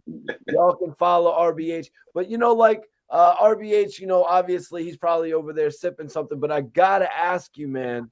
I gotta ask you about this, and that's why I'm saying about the censorship, really, because try to curve it, try to curve what you're saying here a little bit. Yeah, we But want to be heard, not censored. I got you. right. But I want to ask you about the fact that this guy, Straight Drop, he gets released 5 months into a 5-year bid, which is completely ridiculous. I mean, I never heard of that. Little Wayne had to serve. Little I Wayne never heard of that. 8 months out of a year. So It's like Tariq, but Tariq didn't get sentenced. Still, I've never heard. This is like unprecedented, Mikey. You get sentenced to 5 years, and you do 5 months. What? Iceberg. I'm just saying, if we had 3,000 people in here right now, 100, I'd let Ryan say whatever he wanted. But no, Mikey, to you, right? Even if we had those 3,000 people, we still gotta be professional with it. Really do. With it at the end of the day. So, you know, I find myself, you know, slipping up sometimes, but I try to make it, you know, more right than wrong. There are words that are worse than the F word. You know what I'm saying? Oh yeah, yeah. But I never had this conversation with nobody yet. You know what I'm saying? I should have messaged you off the screen, but I didn't think you would see it. Sometimes people can't see the private message. I wouldn't have. It's cool. But more importantly, I was going to text you as well, but I do apologize. Is my bro right there. Facts. Well, that's the bro right there. Thanks. So I just wanted to say though, like RBH, the fact that this judge let this guy out of jail 5 months out of his sentence, maybe he was being told he was an aspiring rapper, that he had career goals, but bro, nonetheless, this guy was supposed to be incarcerated at the time that this crime took place. Young Dolph would still be here if this guy was incarcerated for the amount of time that he was sentenced to. I just want you to react to that point of it. That hurts. I wish we would have talked about that off camera first. I wasn't ready for that. Like that. Bro. Yo, all right. Honestly, does the judge get fired? Like, you know what I'm saying? Like, the justice system completely failed everybody. It failed the world, the hip hop community, Young Dolph's family, his friends, his family, everybody. Like, and nobody, like, that just goes, all right, so this dude gets sentenced and that's the end of it. Like, nobody, there's no retribution for that. That's, oh my God, it's crazy. That's why, like, even like in these TV shows, you only see these judges once. You know what I mean? There's never a follow-up. They don't even come back. It's a different judge a whole nother time when it's a whole nother day, man. Oh man. Sorry guys. That it hits home, man, because I see this in my neighborhood. Like I see this for real. And like to see it played out with one of my top 5 favorite rappers, bro. Like that hurts. That hurts. Facts. Yeah, like honestly, man, like Rosewood, how many chances does this guy get? Like, like you said, it was fishy. First of all, that's pretty much all it is. It's fishy when a guy gets released 5 months into a 5-year bid. It's definitely, and then it's a violent crime. That's the thing. I'm thinking about that too, because I was seeing some of the stuff that he was charged with, and it's like violent crimes. Like, so it's no way. Like I said, I never heard of that. Excuse me, I've never heard of that. So clear delinquent. So Straight Drop is facing 2 charges. As we mentioned yesterday, he's facing charges of murder and theft of property between $10,000 and $60,000. But not only was Straight Drop arrested, but his associate was taken into custody as well. The second suspect is Cornelius Smith, who is 32 years old. His charges were upgraded, and he was actually extradited to Memphis. Now, unlike Straight Drop, Cornelius is facing 4 charges. He's facing first-degree murder along with attempted first-degree murder, unlawfully carrying a possession of a weapon, employment of a firearm with intended felony, and theft of property between $10,000 and $60,000. Now, Rosewood, why do you think why do you think straight Dropp is only facing 2 of those charges, whereas his associate, the 32-year-old Cornelius, is facing an additional 3 charges? You know, the firearm with intent to commit a felony, unlawfully carrying or possessing a firearm. That's odd. That's odd. And it goes back to him being released, after 5 months. It's some type of deal that was struck between him and the DA or somebody, where he has a favorable light in their eye, on the prosecution side. So who knows what it was that got him that, but this doesn't happen, especially for something like this. And for basically your co-defendant that had 2 more charges than you, y'all usually had the same charges. Your co-defendant's on the same case. It's not separated. Your lawyers didn't come in and separate the case. You will still have the same charges. So that's fishy right there too. So Jordan is like a little fishy right here. Man. And RBH, this guy, straight Dropp. He keeps saying that he's coming home. He's gonna be home in the blink of an eye. Sometimes guys will say the blink of an eye and they'll mean a few years, but I mean, could he potentially, like Rosewood saying, the 5 months, 5-year situation is fishy? He's saying he's going to be home in the blink of an eye. I mean, maybe he could be, pointing the finger at his associate on some Biggie and D-Rock shit. I didn't even think about that, but yeah, you never know. Yeah, yeah, you might have another one up his sleeve. Somebody that's like that, a straight thief and a murderer. I mean, you can't put nothing past him, bro. Yeah, he obviously rolled with Dolph at one point. Then he allegedly killed him or murdered him. You know what I'm saying? So you have that. So if he'll do that to him, to somebody that was going to potentially put him on, who won't he do that to? And then it's like, how much money is this kid really working with? Like, we don't know who his aunt is, who his uncle is. We don't know who his family is, who he's connected to. Because when you got money and influence, get your power. Because again, back to that fishy 5 months, that's crazy. Yeah. This case is way too. But in closing, I will say this case is way too high profile now. So I doubt he'll be able to pull a magician out unless he does something crazy like that. Crazy, snitch on everybody.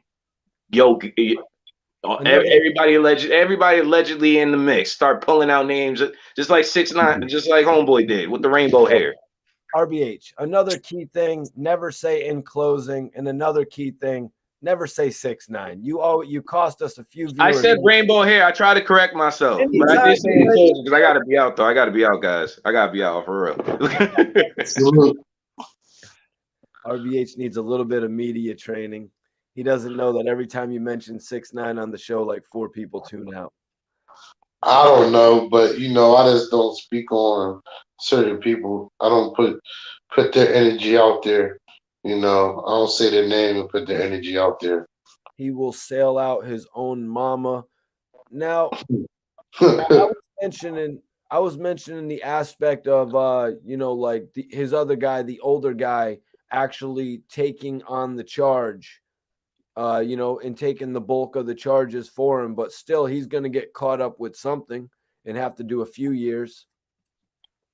Well, listen, if he's on trial for murder, and basically if the feds are in it, feds have a 97% conviction rate, so it's going to be. I don't see him taking this to trial. He could get it dropped down to accessory and plead out. That's if the prosecution is willing to take that deal. The prosecution has to accept that. Right. I don't think they're going to want to accept giving him 5 years. Honestly, with his past charge, I think they're going to want to kind of put him out there as the leader in all this. No, they're going to look at the past charge as a major mistake on the judge's actions, and they're going to make an example out of him. Exactly. They're like, hold on, he wasn't supposed to be out here from the get-go. This was a mistake. This was bad justice right here. So no, we're going to correct this, and we're going to try to get from the maximum. Even with the other dude being older, though. Don't matter. They both, like I said, they both should be codependents on this. They both are codependent. So if they're going. I can't see his co-defendant, going to jail for a long time and him not going. Like I said, it's some type of influence or power he got behind him, and that's still fishy. The feds are in here now, so the feds are going to try to lock everybody up, from politicians to whoever, rappers. Don't matter who you are, the feds don't care. So this guy Cornelius, 32-year-old, he was actually arrested at a Dollar General, Rosewood, Mhm. and Yeah, I heard that. he's being held without bond. What do you make of this guy? Like, because I was flipping out about it earlier, man. This guy's shopping at a Dollar General. Like, what business does he have? You know what I mean? Going after young Dolph. Now he's back at a Dollar General. Like, come on, why he really screwed up his life. They all did. If they did do this, then they definitely did. And it's just like I said, it's a sick thing even to think about going about this like that and trying to get clout off this. But he going to Dollar General, you on the right. He trying to go a place where there's people that's random people at whatever. He laying low, getting toiletries, probably little stuff real quick, not knowing that the feds already have your location for real, whatever way.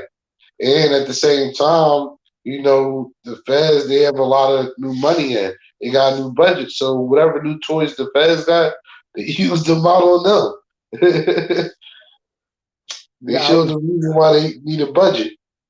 I was really trying to get RBH's opinion on that dude going to the Dollar General. So disappointing. So disappointing that But Straight Dropp's homies are going out horrible. Straight Dropp's homie got caught at the Dollar General. Is that a bar? Dollar General? Yeah, I said no. Oh. Straight Dropp's homies are going out horrible. They're getting arrested at the Dollar General. It's kind of a reach. It is. I lost the lyric, I think. Iceberg said, got Gucci lugs on at the Dollar General. Oh, yeah. No, I don't think Straight Drop was at the Dollar General. But like Rosewood said, that's kind of a spot that you go to when you're on the run. It's kind of a little bit easier than Walmart. Yeah, more low key. Well, He his thought it dad's was being got more low arrested key. at one, bro. I never been arrested at a Dollar General, bro, or at a Walmart. Me neither. I'm out in the streets in my cases. Greetings from the UK. Salute out to the UK. Salute to the UK, tapping in. See, Salute. murked ya. Mikey T, what's popping? We're just on here tonight talking about Straight Drop, who planned to turn himself in on Monday. He said he was turning himself in on Monday, and they got him on Tuesday. What do you make of them getting this guy 24 hours after he released his video, Rosewood? Like I was saying earlier, I think they were already on. Like once he dropped that video, the feds, like I said, they're gonna get your IP address, and I think they waited a little bit, said let's see what else he does, and then the Goofy dropped another video, and basically said, "Oh, all right, let's triangulate his location, take a couple leads, and see if we can get a couple people to bite, and say it was some whatever." And they caught him. The feds are used to doing this with more elaborate criminals. So when you're not too smart of a criminal, it's not that hard for them to get you.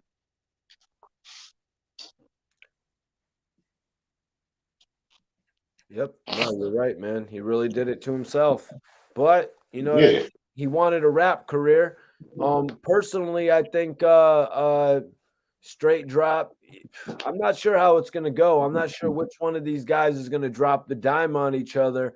I don't know if the 32-year-old dude is gonna be like, listen, man, this young dude is wild. He wanted a rap career. He was running around PRE and he was really upset that they didn't sign him. Or if Straight Drop is gonna be like, yo, this OG got behind me, man. He made me do this. He told me he was about to run up on Dolph, and he said I had to be with him, or else he was gonna take me out. I don't know which way it could go, Rosewood. Listen, either way, even if they went both of them with that route, they're still going to get a conspiracy to it. That's the thing. So I don't know if they're going to be able to tackle more charges once they get them in there. Who knows? But it's always a conspiracy. So if you say like, "Oh yeah, well he influenced me," whatever, then you get a conspiracy to a homicide, and it's just like having a homicide. Yeah, well, in some cases, like I've seen play out here in Connecticut, some people that were involved in cases like that, they actually ended up getting conspiracy charges that resulted in like 5 years. They were. Mm. I think it's going to be a little bit different for this dude because he was actually right there on the scene of it all happening. But if he turns all evidence against the 32-year-old, he's going to be out. Um, he'll be out, but also that's not going to do him no good to be out because he's not going to have a career. No career, and then the streets is going to want you. You know, the streets is going to want you. So no career, no life. Everything's still thrown away. You know, like Jay Z said on it was that's good a week ago. You know, you always be in jail. That's minus the bars. That's all. So you could be out here, but you still in jail. Just minus the bars. That's all. Yep. Yeah, man. Either way he goes, if he goes to jail for life, throw away his life.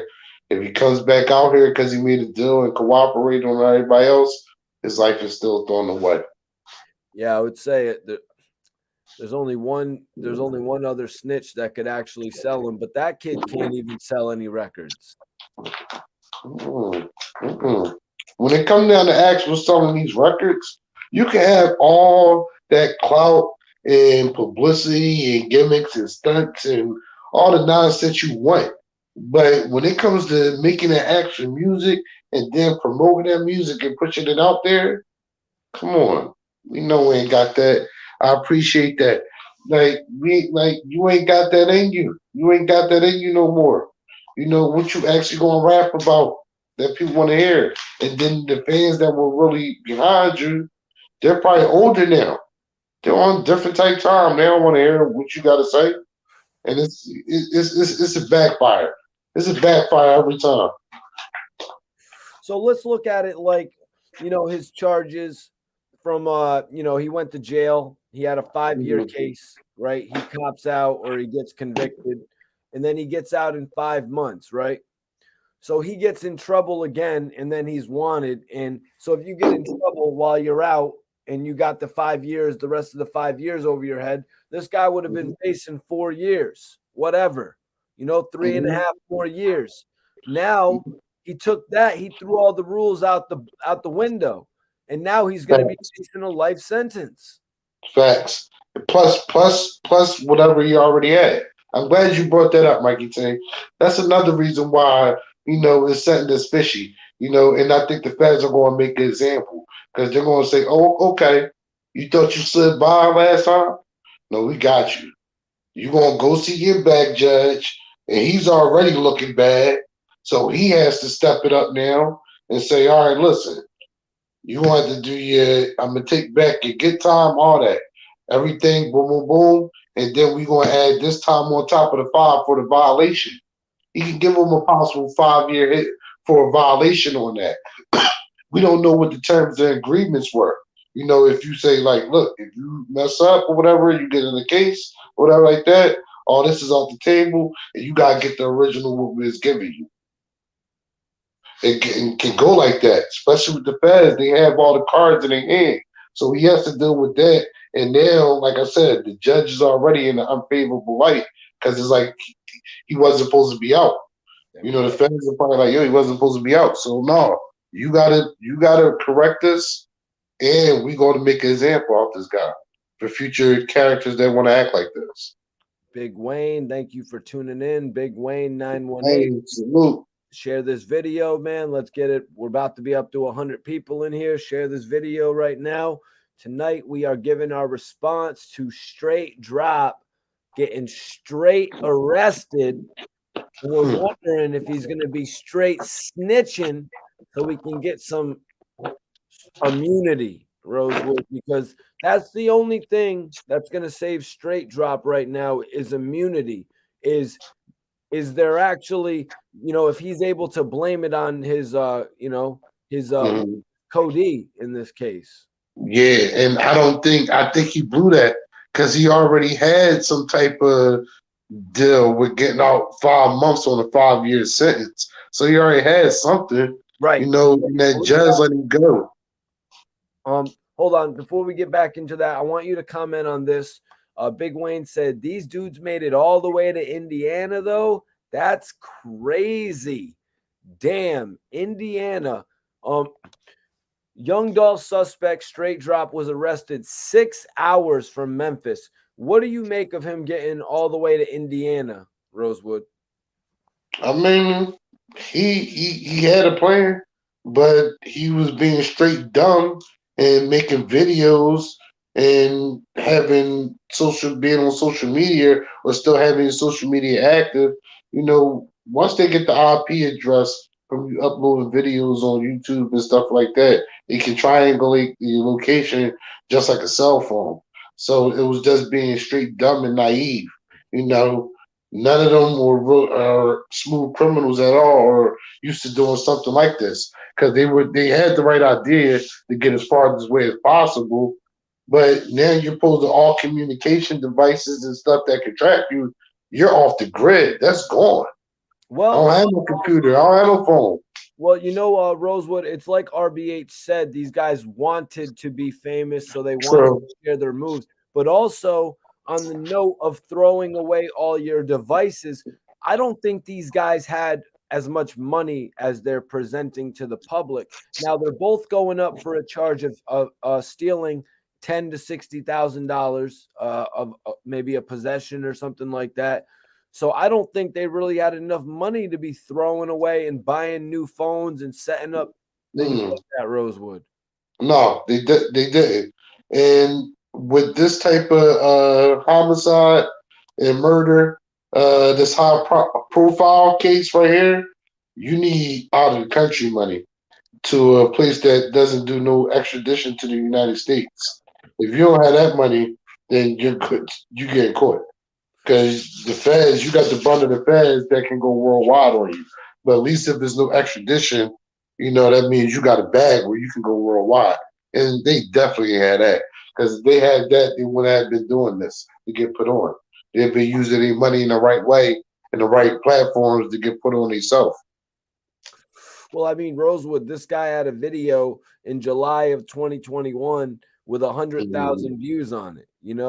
He really threw away all the opportunity that he had. He had so he had a little buzz. He had a little light on him. Yeah. Straight stupid, yo.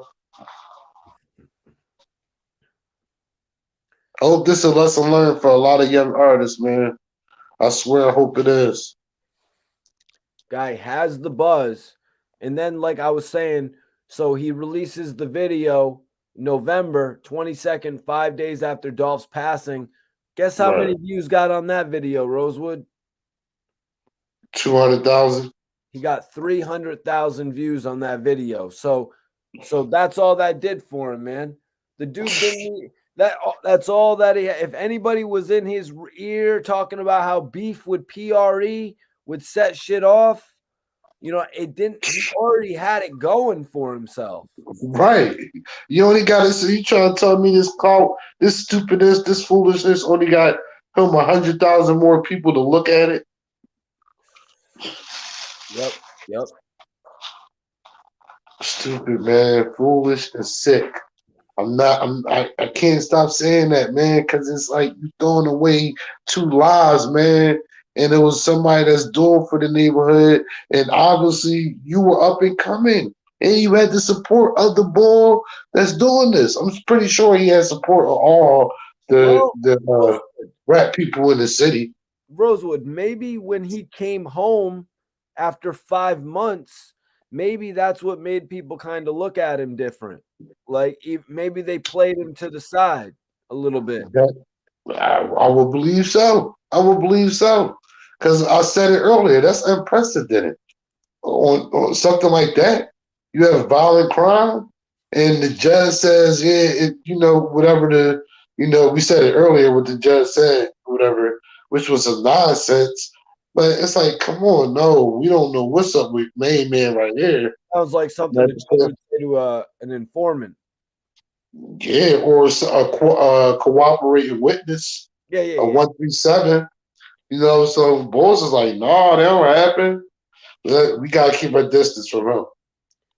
I mean, in reality, if this guy was locked up like he should have been, we would still all have young Dolph. But you That's know what, true. man? It's not just about all of us. It's about the family, and it's about all of his personal friends, really, Facts. which is It is. hundreds of people. Yeah. And I feel I like, man, people can say whatever, man. I feel bad for Key Glock, man. Cause that's your family. And then it's like if this was one of your youngins that you brought in or somebody in your age group that you brought in that you seen potential, I feel so bad for him, man. Because he did like you said, he wasn't just a young boy that's around. He actually had a little buzz, that he could build on. Yeah. Yeah, man. Definitely feel bad for Key Glock in this situation, but it's good to see that he's actually going to be carrying on. He's probably the only member of PRE that I'm actually familiar with. I've heard about Paper Route J Fizzle. Not familiar with Moochie. Like Dolph really didn't have the opportunity to build his label up like He was CMG. just starting. Yeah, he was just Right. He was just starting, Mikey T. Because I seen him go to, I'm not sure which rapper it was that he went to their neighborhood and gave him the chain, but that was like the second rapper I seen in Memphis he did that with that he signed. And I was like, all right, I never heard of him, but now I'm looking forward to seeing what they're going to do because obviously he sees something in it. So it was like, and I'm like, yeah, I'm fucking with Key Glock. So I'm like, he's building his team. And he stopped that short. They stopped that short right there. Shout out to everybody that signed the paper out, man. And I hope they're able to keep, doing their music at the same time and not let this really be a hindrance and really let this be, a lesson and then let's be able to celebrate Dolph and make him proud as if he was still here for real, for real. What sort of opportunity do you think Empire is going to give them, aside from more than likely releasing a few young Dolph albums? How many chances do you think they'll give the PRE artists to put out their own projects? Well, first they're gonna start with Key Glock, because Key Glock had, he had the yellow tape and all that. That was a success. So I think they're gonna go with home, and then whatever Dolph Vision was or whatever like that. I'm pretty sure somebody knows, and then his catalog, that's running it, that's running it off his music and then bringing this stuff out, making good music. I think they're going to take a shot at it. They're going to take a shot at it because there's so much music I think they might have had that we ain't hear yet. Projects that they probably had ready, and it just unfortunately because he died, we gotta hear post mortem. So I think his team can really take a real pivotal role in the way his music comes out and the way their music comes out. I hope there's no internal beefs or anything, and things can get handled smoothly and really they can still provide for their family and still keep Paper Out Entertainment as a label that you can go to. You know. Well, Iceberg is relieved. Iceberg is relieved that Soldier Boy's name has been cleared of any wrongdoing. I Yeah, know. they did have Soldier in the mix, right? I knew Son didn't do it. Iceberg likes to believe that Soldier Boy is the guy that he was when he was younger. Iceberg likes to believe that Soulja Boy is still the Disney Superman type Soulja Boy rather than the blunt smoking, lean sipping, Molly popping Soulja Boy that we've got today. Iceberg, you're right, bro. You're right. That's just a character for Soldier Boy. The guy that's smoking the weed, drinking the lean, and all that. That's a character. I still think he's the same way too. He know that's what's going to sell. You know, certain cringe things he know what can pop off, and that's just a character for him. Iceberg actually met Soulja Boy one time. It was right at the height of his popularity. They shared a cup of lean, I do believe. Oh shit! It was obviously before the pandemic. Still, it's just weird. In Philly, you know, you gotta have your own. And really, we don't have cups in Philly. We call it straight drop. You drink straight drop. There's no mixing. Maybe I was wrong about that. I'm sure Iceberg will clarify in the chat momentarily. I mean, no, people do share, you know, take sips or whatever. You know, that's more like the younger generation now. But, you know, anybody that was on the scene, and that was they twist back in the, you know, 90s going early 2000s and all that, you know, G Unit State Property era, you know, it wasn't no Sprite around. No, Whoa, no, it whoa, wasn't whoa, Sprite. whoa, whoa, whoa, whoa. I got to stop you there, Rosewood. I love Philly, bro. I love Philly. I got a hell of a lot of love for Philly. But the way you say like the G Unit State Property era, bro, Mm-hmm. I'm totally aware of what the G Unit era was, but I don't really think anybody really knows what the state property era was, man. I mean, there was definitely a G Unit era. Like, don't get me wrong. The G Unit era, that part you got right. But the state property, that was more of a East Coast thing. That was more of a local thing. You know, G Unit was kind of worldwide with it. No, you heard Wax saying, you know, get down and lay down. That's Philly state property thing, you know. So state property, what? That's definitely an error right there, man. And like I said, all the stuff that the rappers are talking about now, Beanie Siegel, Petey Crack, they definitely got crucified for the same type of raps, for saying those same, they'll talk about those drugs in their raps, you know. So you know, with the clothing, the music, the image. It set a lot. It set a lifestyle for a lot of people around the country and the world. Set a lifestyle for them. It taught them how to be something. I'm serious. All right, let's take a little poll in the chat. We're gonna take a little poll in the chat. I mean, I could give it to you in that the second G Unit album sucked, Terminate on Sight, but I'm just saying it's clearly evident that state property was more so a part of the Rockefeller era, more so than having their own era, is all I'm saying. You disagree with that? Well, because if state property brought the streets to Rockefeller, they brought the real brothers to Rockefeller. That's what it was. That's why I created their own era. You know, they didn't need, yeah, Hove on the team and all that, but we moving as our own unit and we getting these albums out from our artists, solo projects, and group projects, and they bangers. Unfortunately, it was the internal problems over there at Rockefeller that ended that short. You know, it ended it from the internal strife. You know, 50 was more, you know, togetherness, family oriented and whatever like that, and we're gonna keep this moving and we're gonna milk every dollar out of this G Unit situation as possible. Well, I mean, that's not saying that Jay-Z didn't put out albums for the Young Guns. He put out 2 albums No, for yeah. them. But it was split. It wasn't the same. It wasn't Uh, the same once they split. He put out albums for Freeway. You know what I mean? He made sure all those guys got albums. Yeah, but I'm just saying when it split, it wasn't the same.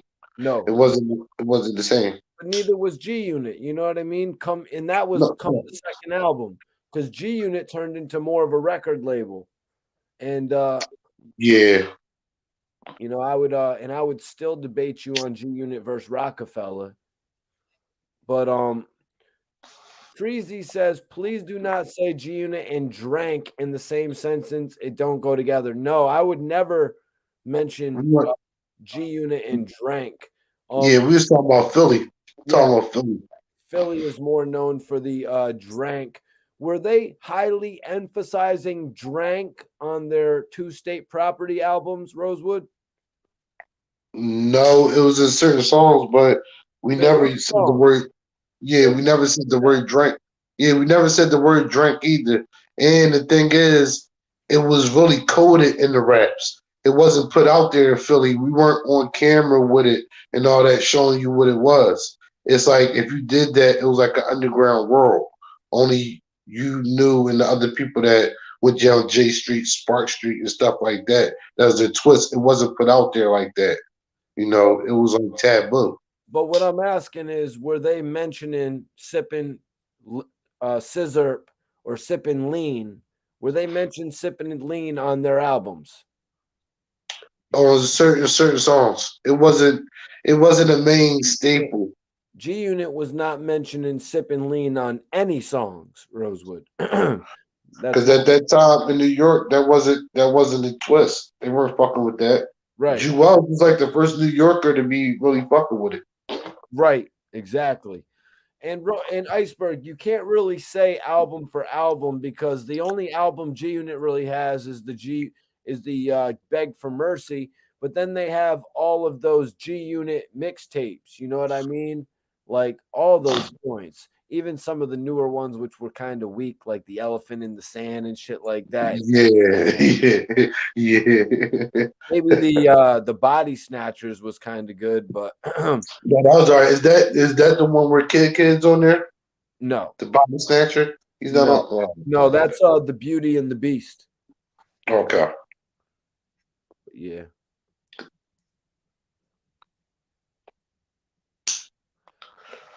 This guest you have on, WR was tapped in last night. This is actually Rosewood. He's one of our usual hosts.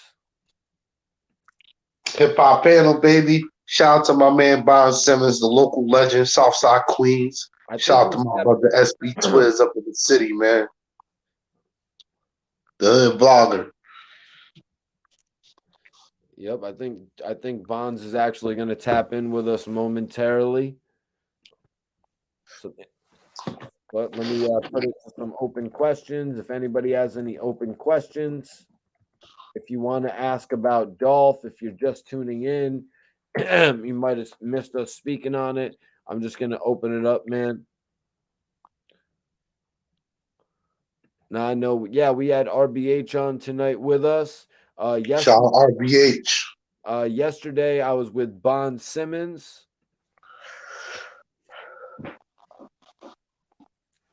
Shout out RBH. He ain't been on in a little minute, man. And he the hip hop trivia champ, man. He got an extensive hip hop brain. And that's like, anybody that's on here, man, they paid their dues to, speak their mind. It's not like anybody that, even with me, like, it's just speaking my mind, my hip hop knowledge, and adding it with Mikey T, and linking with like minded people. That's why we open the chat up. Because I'm pretty sure there's a lot of people in the chat with some real good questions or some real good information that we might not know of, we might not never heard of. It might be something that you heard of that we might correct, or we might say that y'all might correct us. So that's why we definitely reach out to the chat, for all the open questions. For real, man. Yeah, man. Appreciate y'all. So I want a prediction from you, Rosewood. I want a prediction, bro. Mm-hmm. Straight Drop dropped a video just the other day. Is he gonna have any more videos, or is that his last one? I only way I can see another video if he did several videos and then somebody in his team just keeps putting them out. Excuse me. But I don't see that happening. I think the feds are gonna lock everything down. You know, there's no music coming from his way no more. Unless he has somebody on his team and he recorded, a lot more videos while he was on the run. Maybe he got something like that, or who knows? Who knows? But more than likely, with you going on a run and you already dropped the two videos, it's like you taunting the feds. They're not going to have that. So they're going to try to, lock everything down on his situation. Let me see. Iceberg said Mikey had us dying talking about French and Bonds last night. Yeah, me and Bonds were talking about French. Bonds was trying to say he would take French in a verses, and I had to shut that down. The Bonds versus French in the versus? Yeah. Nah, Bonds, I can't. Nah. I had to And shut that I fuck with Bonds on the music, but just early French, like early French with Max B and all that, really pushing his grind and really trying to get to the bad boy contract or whatever. He got some bangers, man. He got some bangers and then leading all the way up to him getting with Puff. It's just, I don't think Bonds can get in there. Bonds my guy, but I don't think he can get in there with French. All right, but then they brought it to the tip of and then everybody and then Bonds asked, well, what about in a battle? But I was like, yo, Bonds, French used to battle too. Yeah. French But used to now on the battle tip, like, what are you trying to say, man? Like French used to battle, but he asked yeah. French.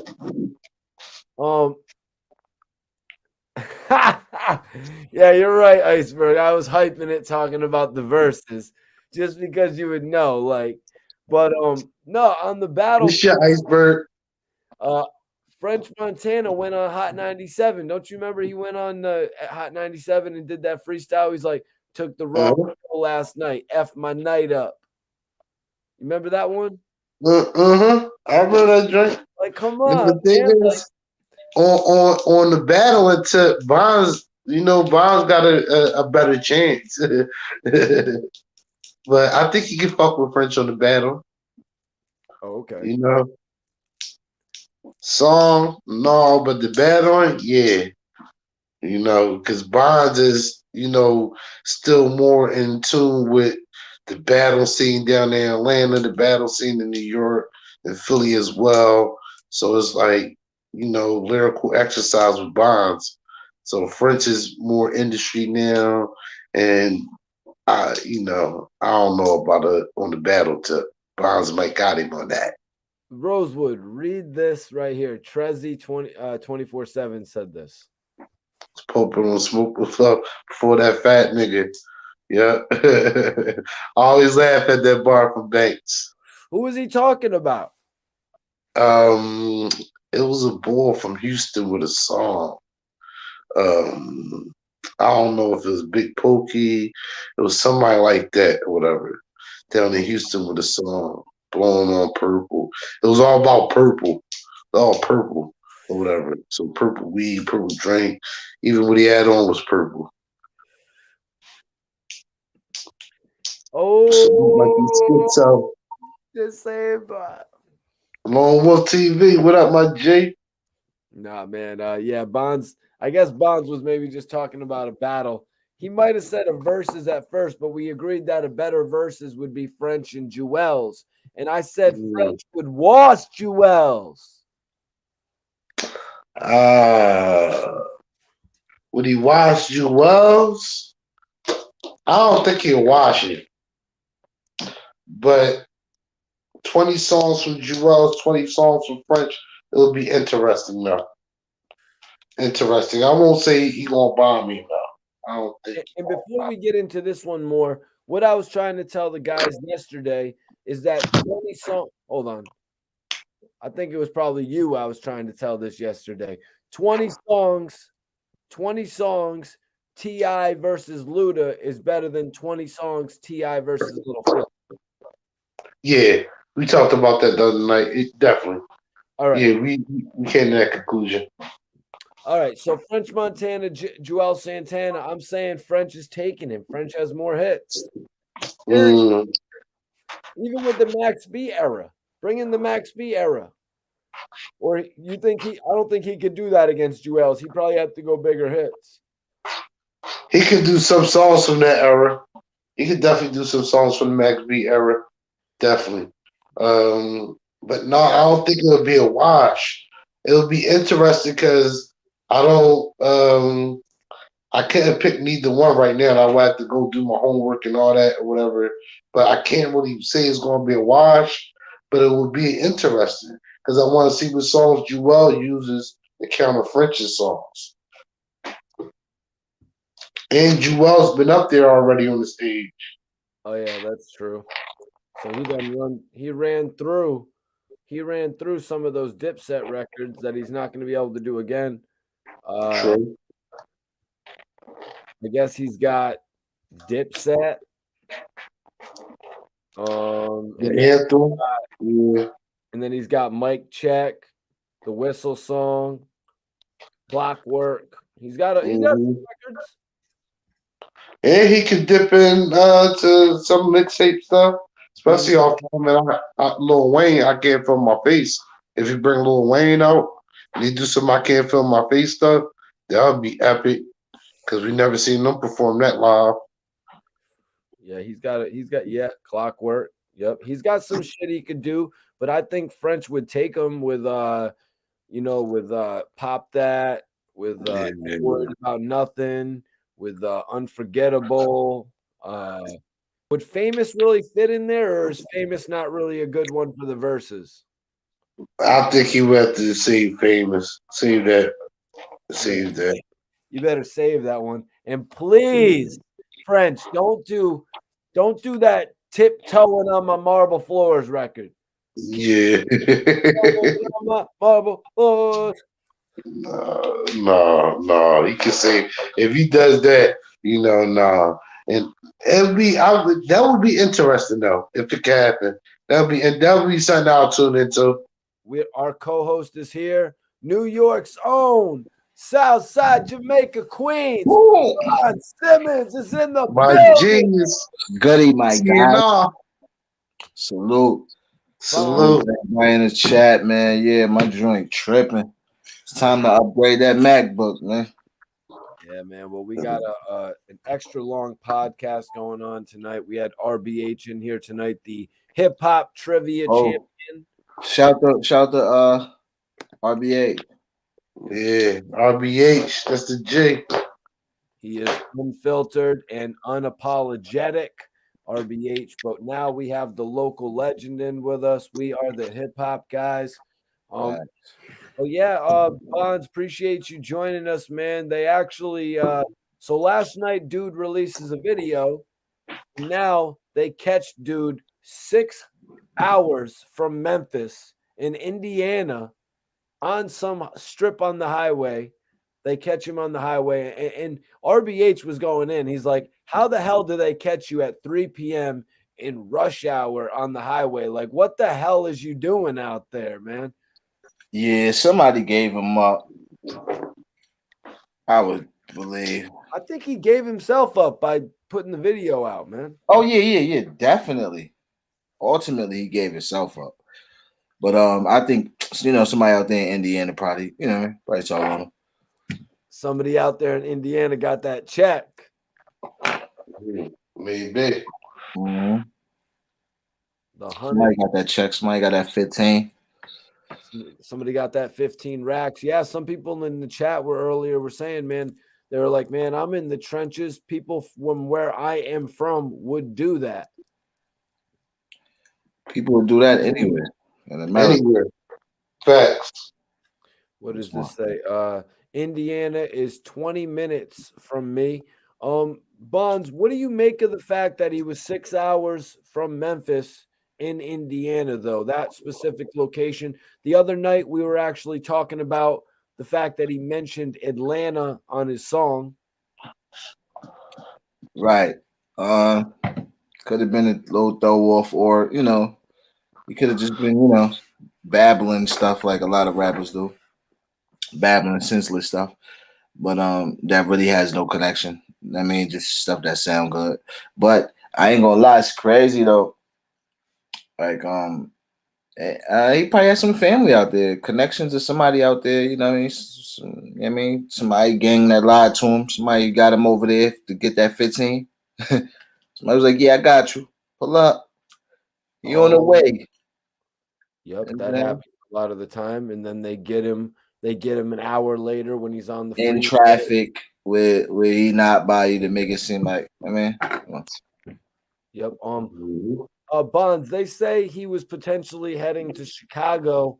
I don't really think that's the best place. I'm thinking that Indiana, small town vibes. If it was family or friends, small town vibes is probably the better spot to be. What do you make if he was heading to a city like Chicago?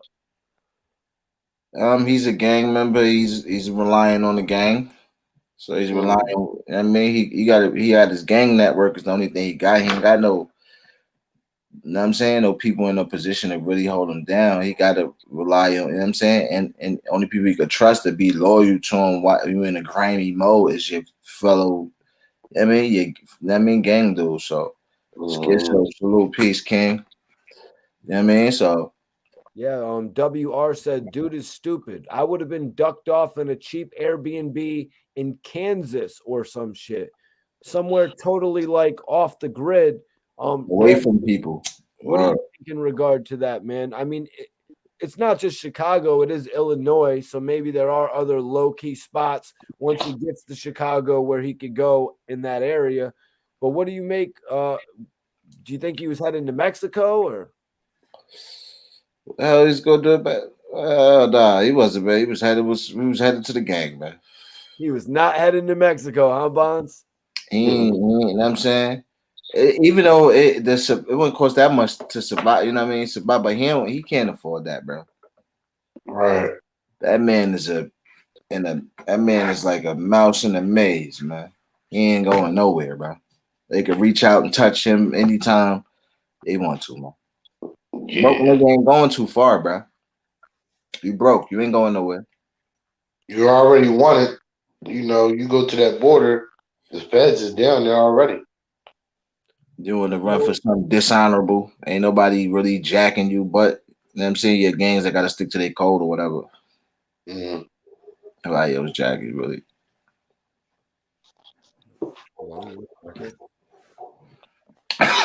That's crazy. Salute the guy. Yeah, he could have been going somewhere. Yeah, he could have been going somewhere else, or whatever. That could have been like a little stop, and then they were going to another destination in the cut or whatever like that. Like Bond said, linking with his gang in different places. They got stash spots, houses, and all that. But the thing is, those videos I think definitely played a major part. And like Bond said, maybe somehow, or like how I said earlier, you do those videos. They say, "Oh, all right, he in Indiana. We're gonna make him think it's cool or whatever like that." But then we're gonna go press the people that's helping him out, and somebody be like, "Look, I'm willing to give 15. All right, boom. I'll tell you where he going. All right, he gonna be on this highway at this time. This is what he trying to do. This is where he trying to go." Just like that, somebody give you right up. So Bonds, this guy Straight Drop is 23. His accomplice that was actually caught as well is actually 32 years old. Now his accomplice was caught at a Dollar General store. You're on mute, bro, but I got to get your reaction to the guy. Yeah. Getting caught at the dollar store, man. I'm not surprised they caught him at the dollar store, bro. He frequents the dollar store, I'm sure. Sure, he frequents the dollar store, bro. Give me dollar store vibes, you know what I'm saying? It was a dollar store operation, bro. You know what I'm saying? They did it out in public where they were obviously going to get caught. Some people say, what if these guys are innocent? I mean, they're on camera. You know what I'm saying? They're on camera, and it's who the feds have placed. You know what I mean, at the scene of the crime.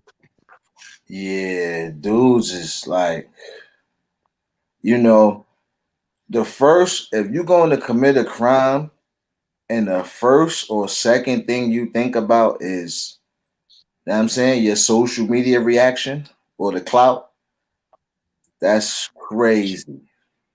You Yeah. can tell that's what you know what I mean, one of the first things they thought about, you know what I'm saying, was the clout or the look. Like, they ain't think about getting the weight, this and how to properly. They ain't think about none of that.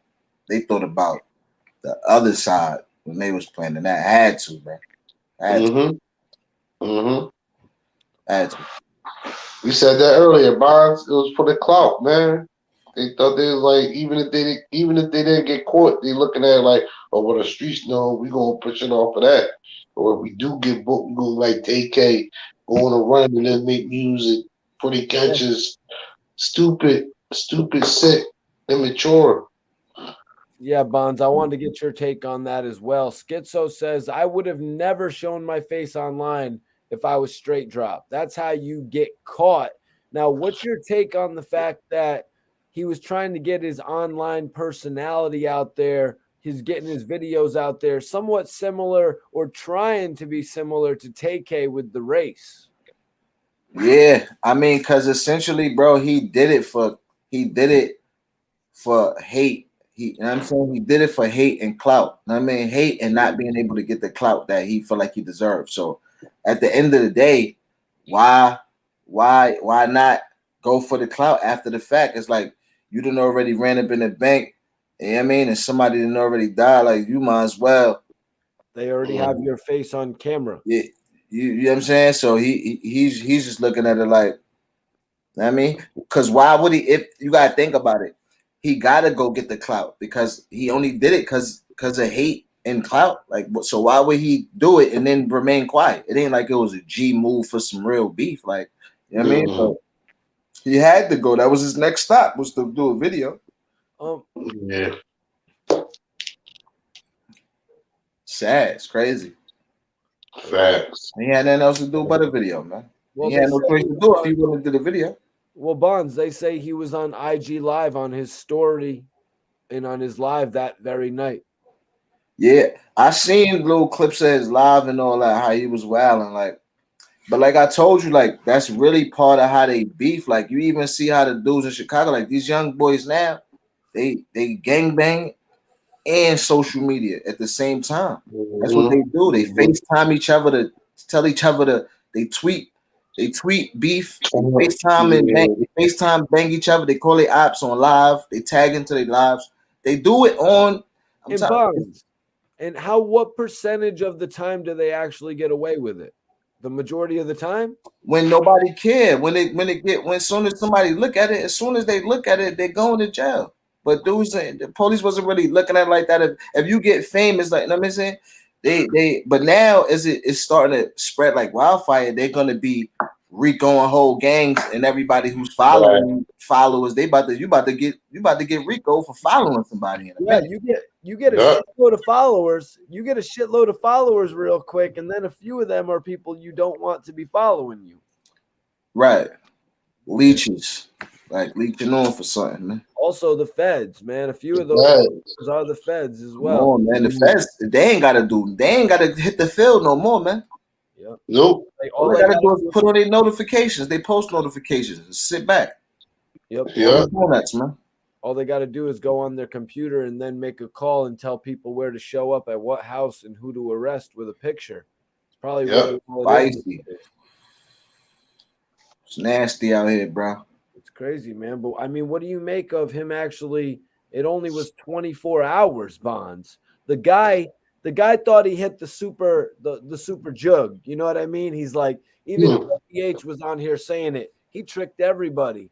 He tricked everybody into thinking about him come Monday, and then he didn't release the video. But you know what? The joke is really on him. 24 hours later, he's incarcerated, Bonds. Yeah. Why didn't he just go to Chick-fil-A or something? Why didn't he just go some nice resort and get some nice dinner for a few days? This dude is running up and down the highway. So he could do, man. He don't know what else to do, man. He can't do nothing else, man. He can't move. He can't, you know what I'm saying? He can't be but himself, bro. He can only move within the moves that you know what I mean? The moves that is in his arsenal, bro. Facts. That's to bang his head from one wall to the next. He don't know what to do, man. He'll figure it out. He gonna have enough time to figure it out, though. Yeah. That's the bright side of him. He still thinks he's getting out in the blink of an eye, though. He'll be home in the blink of an eye, right? That'll pass. That'll pass. Few court dates, few months or years to it. That'll pass, man. He'll get past that. Thinking he coming home fair. That's a phase. All right. Oh, so we didn't really talk to Bonds about the fact that this guy in 2017, he was actually sentenced to 5 years in jail. Right. He was released. He was released by the judge after 5 months Bonds. Word? He was released after 5 months of incarceration. So in reality, if he was serving his complete sentence, this would have never happened. He would not have been released in time for what happened to young Dolph in November. Yeah. So why? Oh yeah, and they said something like that. The judge said he cooperated or something while they released him. Well, the judge said that the judge didn't say nothing about cooperation. He said something about punishment. He said some absurd shit about jail isn't punishment, it's about corrections. And it's like, I'm pretty sure jail is about punishment. You know what I mean? On paper, it's about rehabilitation, but they punish you in jail. They punish you. Yeah. So the judge said that, Bonds, I said, yo, that's real fishy, bro. Yeah. You got a violent crime, you facing the 5 years, you only do 5 months. And the judge say that? Yeah. What's up with that shit, Bonds? I mean, that could probably this is years ago though, you know what I mean? But we did just have the pandemic where everybody was out of sight. You know what I mean? You couldn't just see somebody running in and outside of a cookie store, sorry to say. You know? Right. I heard the story about the co-op. All right, when they were saying he had 2 cases. He had one case, then he got out on bail, then he caught the other case. And it was like, wow, I think he was like for the first case. I think he said for the first case he had cooperated immediately or something. That's why he had let him go. And then when he caught the second one, so I don't know, but neither here nor there. To answer your question, I just feel like I don't even know the nuances of how he really got out for 5 months. Like I said before, there's little programs and stuff you could do in jail to cut your time, but from 5 years to 5 months, I don't know. I never heard of that program. Well, that's what Rosewood said. Except for that's crazy because I did shop with when you go to jail, if it's anything between under less than 3.5 years and is nonviolent, you can do a 6-month paramilitary prison boot camp program. There's no way he's eligible. There's no way they had that in Philly too. There's no way he's eligible for a shot program with a violent joint fact with the guns like that. But Bonds, so with this other charge that he has, where he had literally 4 more years hanging over his head, and now he's going up with this new charge involving young Dolph, is it likely that they let him testify against his Cody for immunity, even though he has another case going on? Oh yeah, if they don't have as much evidence on the Cody and they need his testimony, it depends on how much they need him to lock that Cody in. If they need him really like that, then they're gonna offer him something. If they don't need him, they're gonna tell him kick rocks. Or if the Cody is willing to give up the information on the other dude, it could weigh against him. Right, on how it train, the whole story. If they're gonna tell the when, why, who, what's, and everything involved. Guys, I think we might have a cat that wants to come in and freestyle for us real quick. Rosewood, you got time to check that out, bro? Always, man. We always got the Who Got Bars section open, man. Hashtag it, guys. Who got bars? I'm about to ask this cat because I believe I posted it up. Oh, let me see. Let us know where you from. Yo, with some good content. Yo, this a music channel. I thought this was a street reporting channel. Oh, what you trying to do, bro? I thought you was coming on here to rap. I just came on drop some intel real quick. Okay. Sorry, bro. I thought he came on to rap. My bad, guys. Oh, I thought he had some bars. Yeah. Oh, hold on. I gotta put this in. I had the thing up. It was it said drop $10 in the super chat if you wanted to tap in. But now we are gonna let whoever wants to come in and drop some bars come. What color do you got tonight, Rosewood? It's back to the teal. Not a green for what I'm smoking on. But yeah, whoa, we'll let you come on another time, sometime when we have some people onto the chat and shit. But if anybody wants to tap in and rap, I got two guys right here. We got a credible manager right there. That's the underboss of Spill. And then we got Simmons, one of the dopest rappers in the game, who Rosewood says would have a big opportunity to take French Montana if it was in a battle. Rosewood from Philly, man. They all to the bars, no politics, man. Oh, no beats. Facts. Log in. It's no beats. It's acapella. No. Right. French got that swag. You gotta take the beat from French. Man. French got the swag. I ain't gonna lie. I take that beat from him, man. Oh my You don't do without that beat, man. Don't get me going again. All right, let me ask you this then. Oh, what are you gonna ask me, Bonds? Did ask you this. Montana ever get flued out by Suge? No. No, you got French on that one. Suge flew you out. French Montana or Stack Bundles? Oh, French Montana or Stack Bundles, man. Come on. You're killing me right now with this. I'm gonna Oh yeah, it's obvious. Stack Bundles, man. Don't do that to me, man. It's obvious. Hold on. I'm giving it. Right now, I'm putting French. Actually, I'm not going to do it. I'm just going to stick with my answer.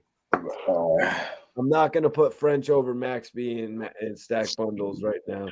I mean, if we was on French Montana radio right now, if this was Coke Boys radio, facts, that'd be another story. But squad up. Yeah, Bonds actually has worked with Squad Up. Were they Squad Up at the time, Bonds? Riot Squad. It's always been the riot. Still a riot. It's still a riot. Shout to Bino. Shout to Core 2Gs, man. Rest in peace, Stack. Rest in peace, Core. Shout to whole Far Rock, America, man. Shout to Red Firm, Edgemere. You already know, man. Hand Mosaic. Yep. I know what it is.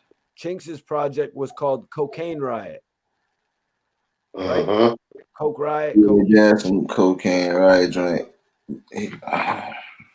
OBH for life. Facts for the men. For the men. Y'all know what it is.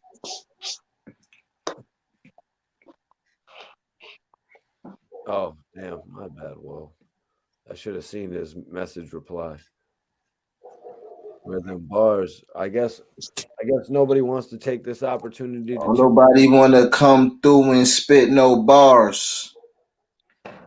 Might take a shot in the air and drop some stars.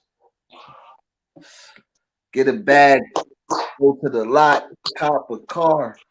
I'm not even gonna Rosewood, Stack Bundles or Young Chris? I'm going with Young Chris. Yeah, it's got to be Young Chris. Going with Young Chris. You watch Young Chris grow. Young Chris, you gotta say, you have to cut Young Chris off at the same time, Stack Bundles, and then judge him from there. Well, I mean, it's probably pretty obvious that Stack Bundles material is better than Young Chris's more recent material. But Young Chris's first material to actually get into the game and get the acknowledgement of Jay-Z speaks for itself.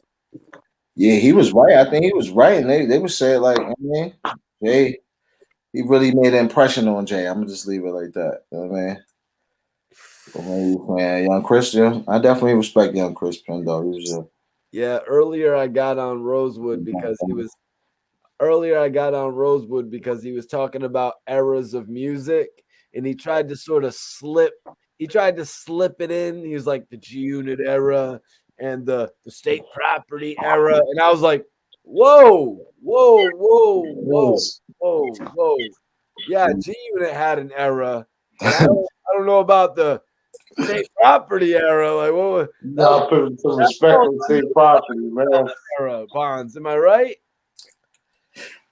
you. I guess you have to say G Unit. I mean, state property was part of the Rockefeller era. Yeah, that's what Mikey said. So.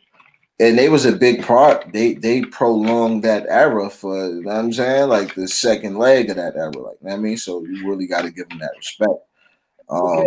Okay, but because an era is what though? Now we got to say an era is what, like 10 years, right? Well, If I we mean, it's talking about having an era is having your own. Had an era. An era is having your own period of time. You know, G Unit had the time when they were releasing solo albums to group albums. I don't think state property ever was really articulated like that. Might have to call it a run, not an era. A run. Yeah, call that a run. But let me see right here. I'm trying to see what the albums, right? So their album released Rockefeller Def Jam. Second album was Rockefeller Def Jam. So it was only two people eating from the pot. You know what I mean? True. It wasn't like it was Rockefeller Def Jam state property, like how it was G Unit Interscope. Right, like how it was a Death Row Bad Boy era. You know what I'm saying? School man era, you could say. Mm-hmm. Yeah, man. It was put together. You could say G Unit Rockefeller. You could say Rockefeller. You could say G Unit Dipset era, like G Unit Dipset. Well, you had to throw kind of Dipset in there because they was rocking at the time when G Unit was rocking too. It was them three really. They didn't put their lights out. Well, am I wrong, Rosewood? Because Dipset, Diplomat Records, they were put together and formatted more like a label than State Property was. State Property, yeah, was not formulated like a label. It was formulated like a group, right? Facts. That's why they ain't really had their own era, because man. Which is bullshit. There was a lot coming from that group. You had Freeway, you had Beans, you had the Young Guns, you had the potential of a Beans and Freeway duet album. Right. Right. Projects that were coming from that, man. That was pretty ridiculous. What else am I missing from the state property that could have came out with albums, Rosewood? Petey Crack. Boom. Prince of the Rock. I fucks with Petey too. Always was a Petey fan. I remember Petey had the first time I seen Petey was Smack. He was on the Smack. Mm-hmm. Yeah, so I watched it like 10 times. Shaw Cracko, my man. Yeah. Montgomery. Okay, there's one right there. Bonds. Young Buck or Petey Crack? Damn. That's a good one. Well, thinking about that, Trezzy, hit the link. Come join us. Yo, come on. That one's not hard. Rosewood. Nah, it's hard. I really like Petey Crack. Young Buck or Petey Crack, Rosewood? You know where I'm going. Crackle all day. Tell him. Crackle all day, man. Crackle was different. Way better than Young Buck. Crackle was different. Crackle a different beast. Crack is a different beast rapping wise, but I think music wise, you know, that energy that Buck give. Buck got some hard shit. Like, you know what I'm saying? I fuck with Buck. I ain't gonna say quickly shit on Buck like that. Buck hard, bro. Buck hard. For Buck. Buck hard, bro. Now he don't got bars like Petey. Petey a different type of animal. but he hard, bro. Music wise. Some people go with crack. But nah, man, I'm just saying, like, Young Buck had it. Young Buck only really had it for his first two albums. He kind of lost. I'll give him 3. I'll give him 3 because of the Beg for Mercy album as well. Petey Crack had his opportunity blown because they messed up the Prince of the Rock album. Young Buck only really had 2 albums plus the. Iceberg says Petey dressed flyer, so I'm going to go with Petey. Well, Petey dresses flyer now or overall because Buck really only had one period where, Rosewood, you take me into that, man. When you put it in their attire, how was Buck? Because Buck went through a period where G Unit was the top act. How was their apparel compared to what Petey was wearing? Be real. Well, we wore state property clothing in Philly. We definitely wore state property clothing heavy. So, and we were rocking the jerseys. We rocking Mitchell and Ness jerseys, throwback jerseys, warm ups, all that. The whole Philly style is this our own original style, man. That's us. All right, that's perfect. That's perfect. I'm going to bring it over to Bonds now. Bonds, being that Young Buck was joining up with G Unit, guys that you're, familiar with, you saw what they were wearing. What was Buck probably wearing at this time? Was he wearing a lot of that Mitchell and Ness stuff with the jerseys, throwback? And how would that really mesh with him being from the South? I really felt like he injected life into that.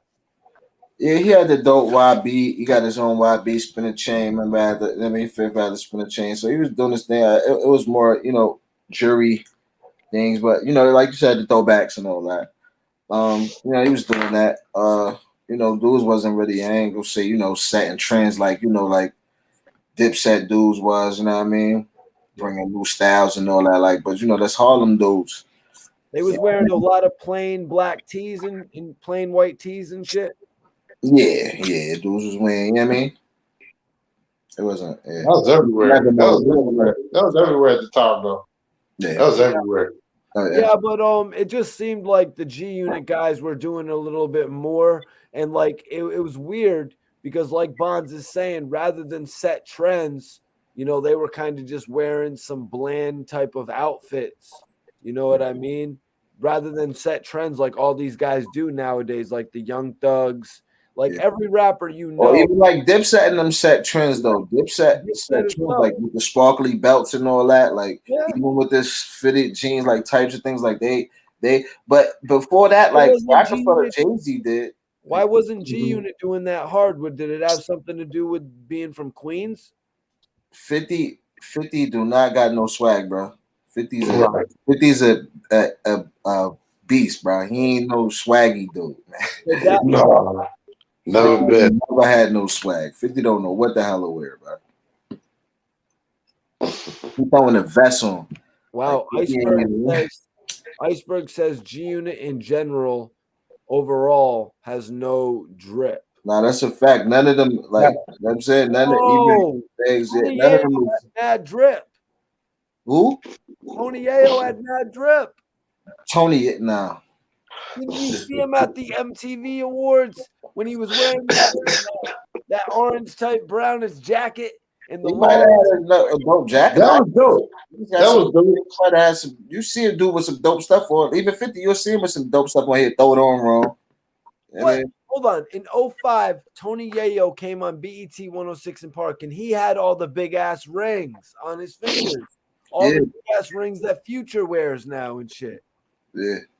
The jury, you know what I mean? The jury, that's different. Jury, that's different. Yeah, the jewelry different. You're talking about the whole leg. Yeah, you're right. But it was mad corny how they would be wearing things like said, my album is dropping on June 10th at the award show. It's like, dude, that is so corny.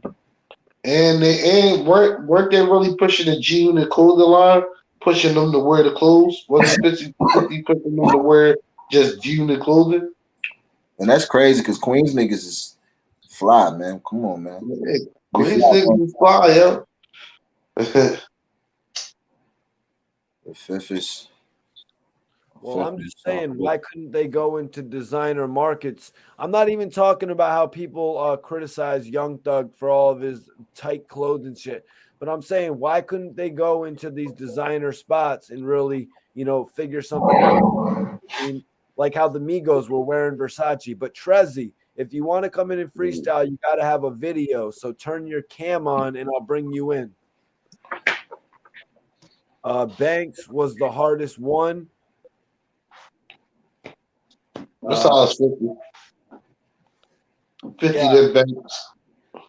It was pretty much the vest and the do-rag, though. That's pretty much what they were wearing and shit. Facts.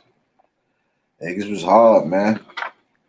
But it was lame how 50 would wear like a collared shirt back then. I was about to say that.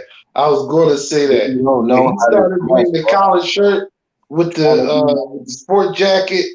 I said, yo, you remind me of Travolta Boogie Nights, bro. Come on, man. Had no swag, bro. When he faced Kanye, he had that.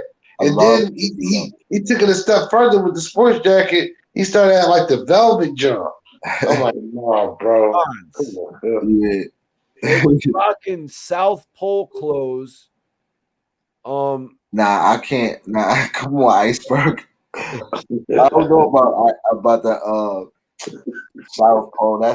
South Pole always been a dub, bro. You had the North Face. You had North Face of Columbia. You got to have a beard of Columbia, like your shirt had a beard. Like you was no good. Those was the dudes on the outside watching us. Like, come on. Facts. Yeah, beards in South and North Pole. Right. You remember they added the source? Huh?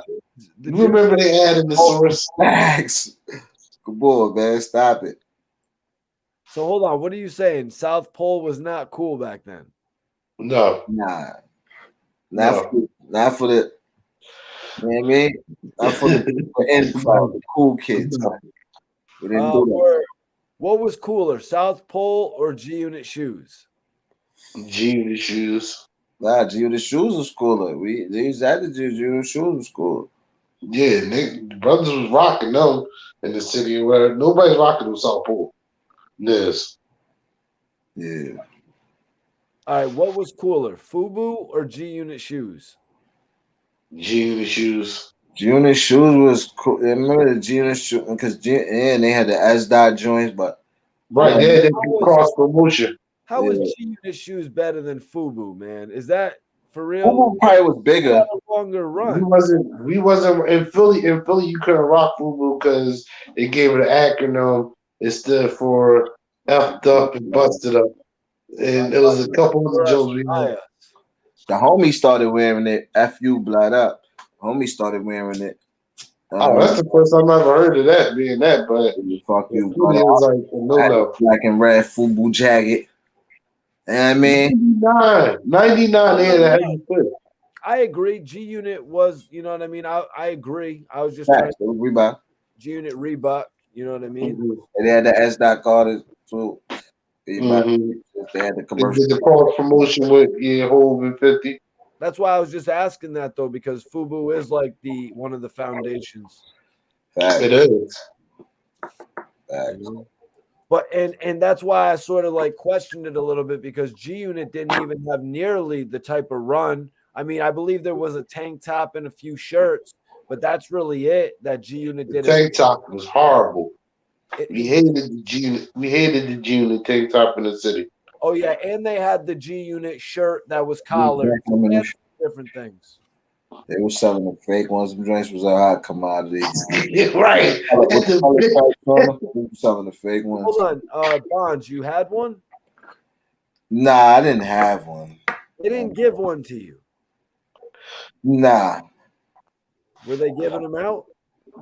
Nah, he wasn't giving those out. He was selling them. Yeah, they selling like 30 white beaters. Yeah, they had him on the avenue. They was selling. You know, they was big after he came out. He was on it with the mixtape. Nobody never seen them.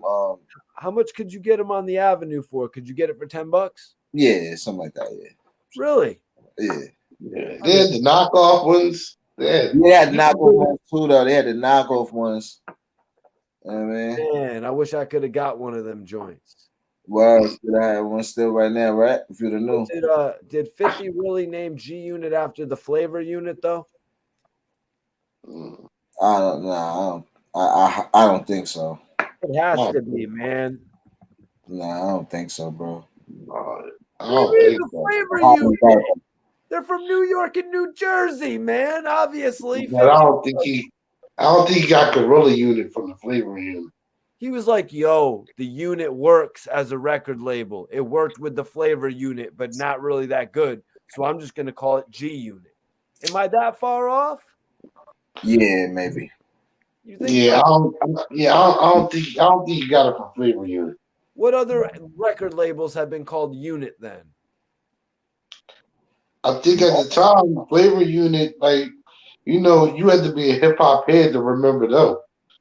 So I think 50 was really because he was saying G Unit, I'm starting my own gang. I'm not Blood nor Crip or whatever. The gang is G Unit. When the mixtapes first started coming out, that's when 50 was pushing. Yeah, I started my own game. Yeah. It was Don't do that for it was gang. There wasn't no color or nothing like that. People that 9. Hold on 1 second. Capital C, capital third letter C says every dude bought one on the low, referring to those tank tops, but they thought it was fly until they tried it on. Is that true? And what is he saying by that, Rosewood? What are you shaking your head over there for? What does he mean by that? Because there was a couple dudes that got caught buying them joints, and when you put them on, it looked like a sports bra. It like a woman's sports bra. Why? The Why did it? cut, the way it was cut up top, it like a woman's sports bra. Is that accurate, Bonds? Pay fuel to burn you. There was a couple of you. That's fact. Probably I never put one on, bro. But you know what I mean. If you ain't look like 50, You threw that in there. It wasn't worked out. You know? I just like the whole. They had a cool little blue line on them. You know what I'm saying? Like that was pretty cool. Yeah, because you never seen that like it at that time. You ain't seen no white beaters like that. It was got the color shit. When you see that album, it was like, yo, what you seen that white beater? Everybody was like, oh, what the hell? Right. It was something different, but it was only for 50. It was only for him. Let me take a look at it. He said he made it. Something at his crib. Oh, yeah. I believe he said that shit. He made it at his crib. Got paid off of it. Yeah. He probably bootlegged it too.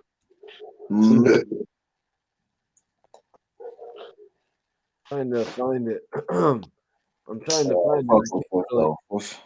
I can't really find it, to be honest with you guys. I forgot what rapper put it in a diss song. I don't know if it was Kiss. Yeah, who burned it? Was it The Game who burned it on that DVD, the Stop Snitching, Stop Lying DVD? Actually, Suge Knight burned the G in the tank top. Yep. For his show. They was doing the pilot for the Suge Knight show. He had the rappers on there. He did? He burnt the G in the tank top on that joint. He made one of the artists had it on. He said, "No, take that off. He burnt it." Bonds, you were on that show, the Suge Knight show. Is that right around the time that you and Suge Knight had linked up with Suge Knight show? You never heard of it? They were trying to do a Suge Knight show, and I guess they shot the first episode, and Suge had found somebody with a G Unit shirt. He told them to take it off, and then they burned it on a baseball bat, I want to say, over a trash can. Am I accurate, Rosewood? I think that time, that was like 07, 08 when it was with Suge. That was like 07, 08. Yeah, I think the show was definitely before that. It was before 08. Oh, yeah, you're right. You're probably right. Shit like that. Bonds would have obviously stuck up. I'm so bad with times. Iceberg, you right. Iceberg, you right. Bonds and Shay Davis would have obviously stuck up for G Unit. They would have been like, "Yo, Suge, we ain't on that type of time right now, man." See, I don't even think Suge would even did that with them because he know the hood they from and all that. He's looking at the young boy like, young boy, what you doing? You don't know what you're doing. Why take that off? Because really, it wasn't a young boy decision to put it on. It was whatever the stylist was. So, yeah. Yeah, but don't get it twisted, man. Suge Knight actually took Bonds and Shay Davis out to a label meeting and all that. You'll hear us talking about it here on the show from time to time. Hey, you'll hear Mikey talking about it. Joking about it. Right, talking shit. Yeah, I mean, sometimes, when an artist gets flew out by Suge Knight, I mean, that's another story. I don't think there's many artists out there that have gotten that type of treatment from Suge Knight. You know what I'm saying? I mean, Or even to be in presence of shit, for a label meeting. it was a little Especially somebody from New York. it was a little bit late in the game. I mean, Suge had Still. come back. He linked up with Petey Pablo. He tried to link with Juvenile. He really tried to do some things. He tried to link with Ja Rule. So that was very interesting when Bonds told me that he tried to link with Shay Davis. Yeah, we met them at I met Petey Pablo at the Source Awards. That was like 05. That's another story. I got kicked out. Damn. What's I up snuck with in and got caught. Really, I may get kicked out. I snuck in, I got caught. I sat in the chair. I sat in Mike Tyson's seat. So and then he walked right in the thing, because we had this thing at this time when we was moving around with Smack. Like, that's how Smack used to get a lot of footage. Like, we always would take pride on how we get in spots. Like, we had a routine how we get in spots. Like, you know what I'm saying, somebody get in, we get, you know what I'm saying, we would get in spots. But this time we was with BMF. Meech had flew Smack, and you know what I'm saying, and all of us out and all that. So we went. This was 05. We went out there to the Source Awards. So boom, everybody gets in. It's the night of the awards. We was out there for like a few days, but it's the night of the awards. So I'm inside the actual ceremony. We get in now, like, we backstage. Everybody like backstage, like, to some bar type thing. But so now we get in, like, we finagle, do what we do, like, you know what I'm saying, get in, somebody get through the door, like, we get in, you know what I'm saying, like, this is what we do, like, we get in. So we got in. So, but now we in the back, like, people looking for seats and all that, like, you know, start looking for seats, people walking around, like, just in the whole little theater shit. So we just walking around, we stand in the back, man, but it's like security walking around, yo, y'all got to see, like, we at, dudes moving, shaking, like, you know what I mean.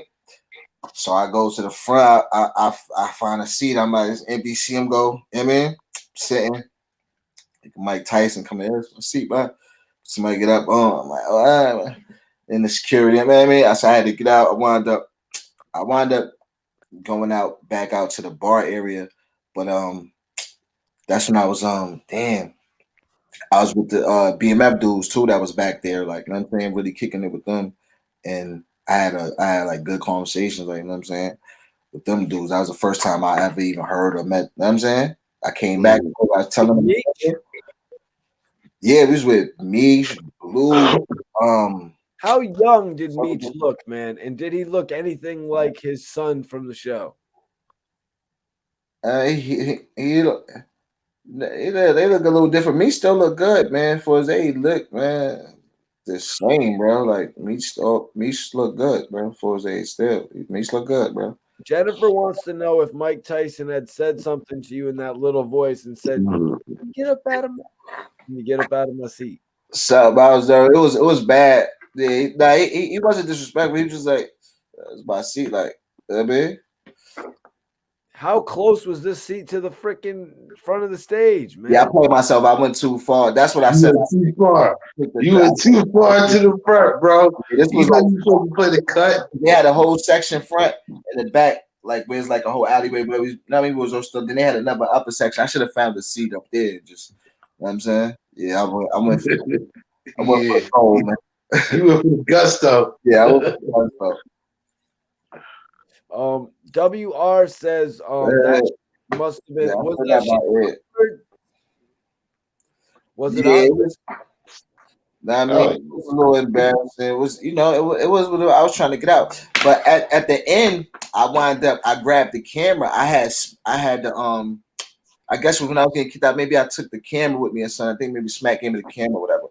So the whole time we was chilling the whole ceremony back there. You know what I mean? With the BMF was probably a good 2-3 hours. You know however long it is. But actually, when it opened, when it got out, I was right by the door where everybody got out at, where everybody was walking out when it was over. So other people was cutting the cameras on, and it was like kind of famous cameras. Like, oh, it was like, oh, this beats blah blah blah. I had the Smack camera, cut the camera on.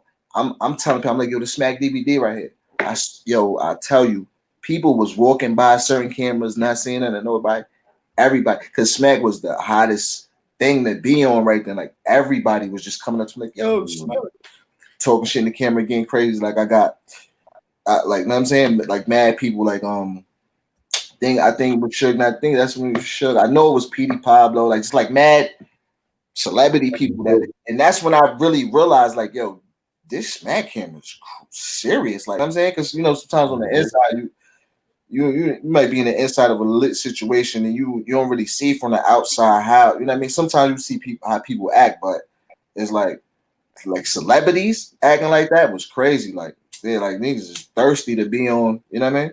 So Bonds, why didn't you go up to Mike Tyson and say, "Yo, Mike, I've been sitting in this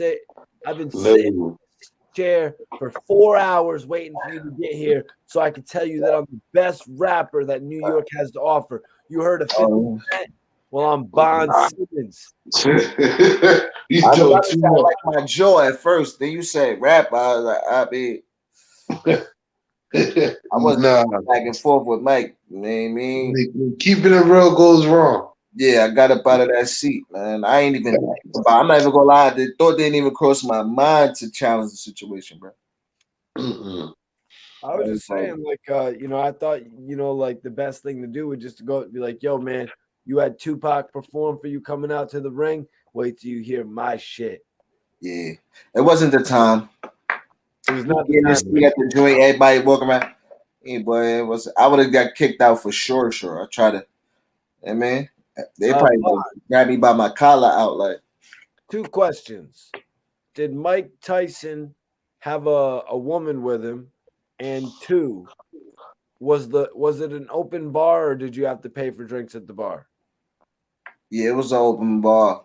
Cause the BMF dudes, man, we flew first class. I'm telling you, man, I was there. I was broke, but I didn't even know it. I was broke, but I ain't know it. That's the type of dudes that they was, bro. That's dope right there. That's the type of dudes that they was, man. Everybody get bottles. Everybody eat. Everybody. That's the type of dudes that they was. Like when you see Meech talking in that footage when he's saying all that, that's Smack footage. That's Smack saying right there. He's saying at the Smack. Like a lot of that footage that you see, you know what I'm saying, about them. Like, that's like, you know what I mean? That's kind of, I don't know, but you know what I'm saying? A lot of footage that you see is and from that trip too, like during that time. That same from that trip. And then coming to New York after that, like Blue came to New York, we seen them in New York, like came to New York and all that. I remember like little incidents, you know what I'm saying? Little incidents happened, you know what I'm saying? Blue came and hollered at us, like, you know what I'm saying? Well, I gotta say, man, after taking Iron Mike's seat, I guess you wouldn't be scared of taking anybody else's. Yeah, I ain't sneaking no, so I can't get a ticket, man. I'm just watching on TV. Unless I get invited. You know? They don't do that no more, man. They don't do that no more, Bonds. Yeah. Yeah, you know what I mean? But I'm glad you shared that story with us tonight, bro, man. And I definitely appreciate you tapping in, man. Know the vibes, bro. Hell yeah, man. Well, tomorrow we got another topic. Tonight we had to close up on this straight drop issue. I actually picked up some they had a crazy pre-ground at the dispensary. The honey bun cookies. Honey bun cookies? Right. No, it's just the cookies brand. But honey bun. Okay. You remember, like I showed you a couple bags of the honey bun that I had in the past and shit. Oh, okay. I know you showed me 1,000 bags, bro. Yes. And so they actually had the honey bun available in pre-ground, so I had to jump on it. So. Yes, sir. But yeah, I'm about to post Bonds' Instagram. Bonds, man.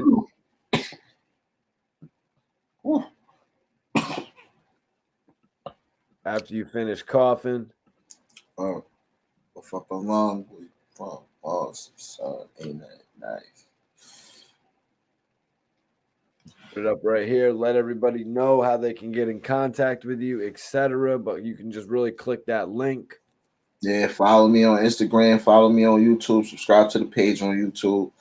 Highly active. Got some videos, documentaries up there. Be dropping some more videos. Doing music. I'm active. You know what I mean? So tune in, man. Tap in. Here, Report Card Radio. You know what it is. Be here, man. I follow back. You know what I'm saying? I interact. Salute to you, El Capitan. That's right. Everybody follow Bonds. Bro. My dude, I will talk to you tomorrow. Have a good night. My God, you know what it is. Hell of an episode. Salute, Bonds. All right, y'all, go follow Bonds. I'm actually going to grab his YouTube page so y'all can tap in with him on YouTube as well so you can see some of his music. He's got his album on there, but he also has a bunch of music videos that I want y'all to tap in with. It's the TNR, the New Religion Network. Excuse me. It's been a great episode tonight.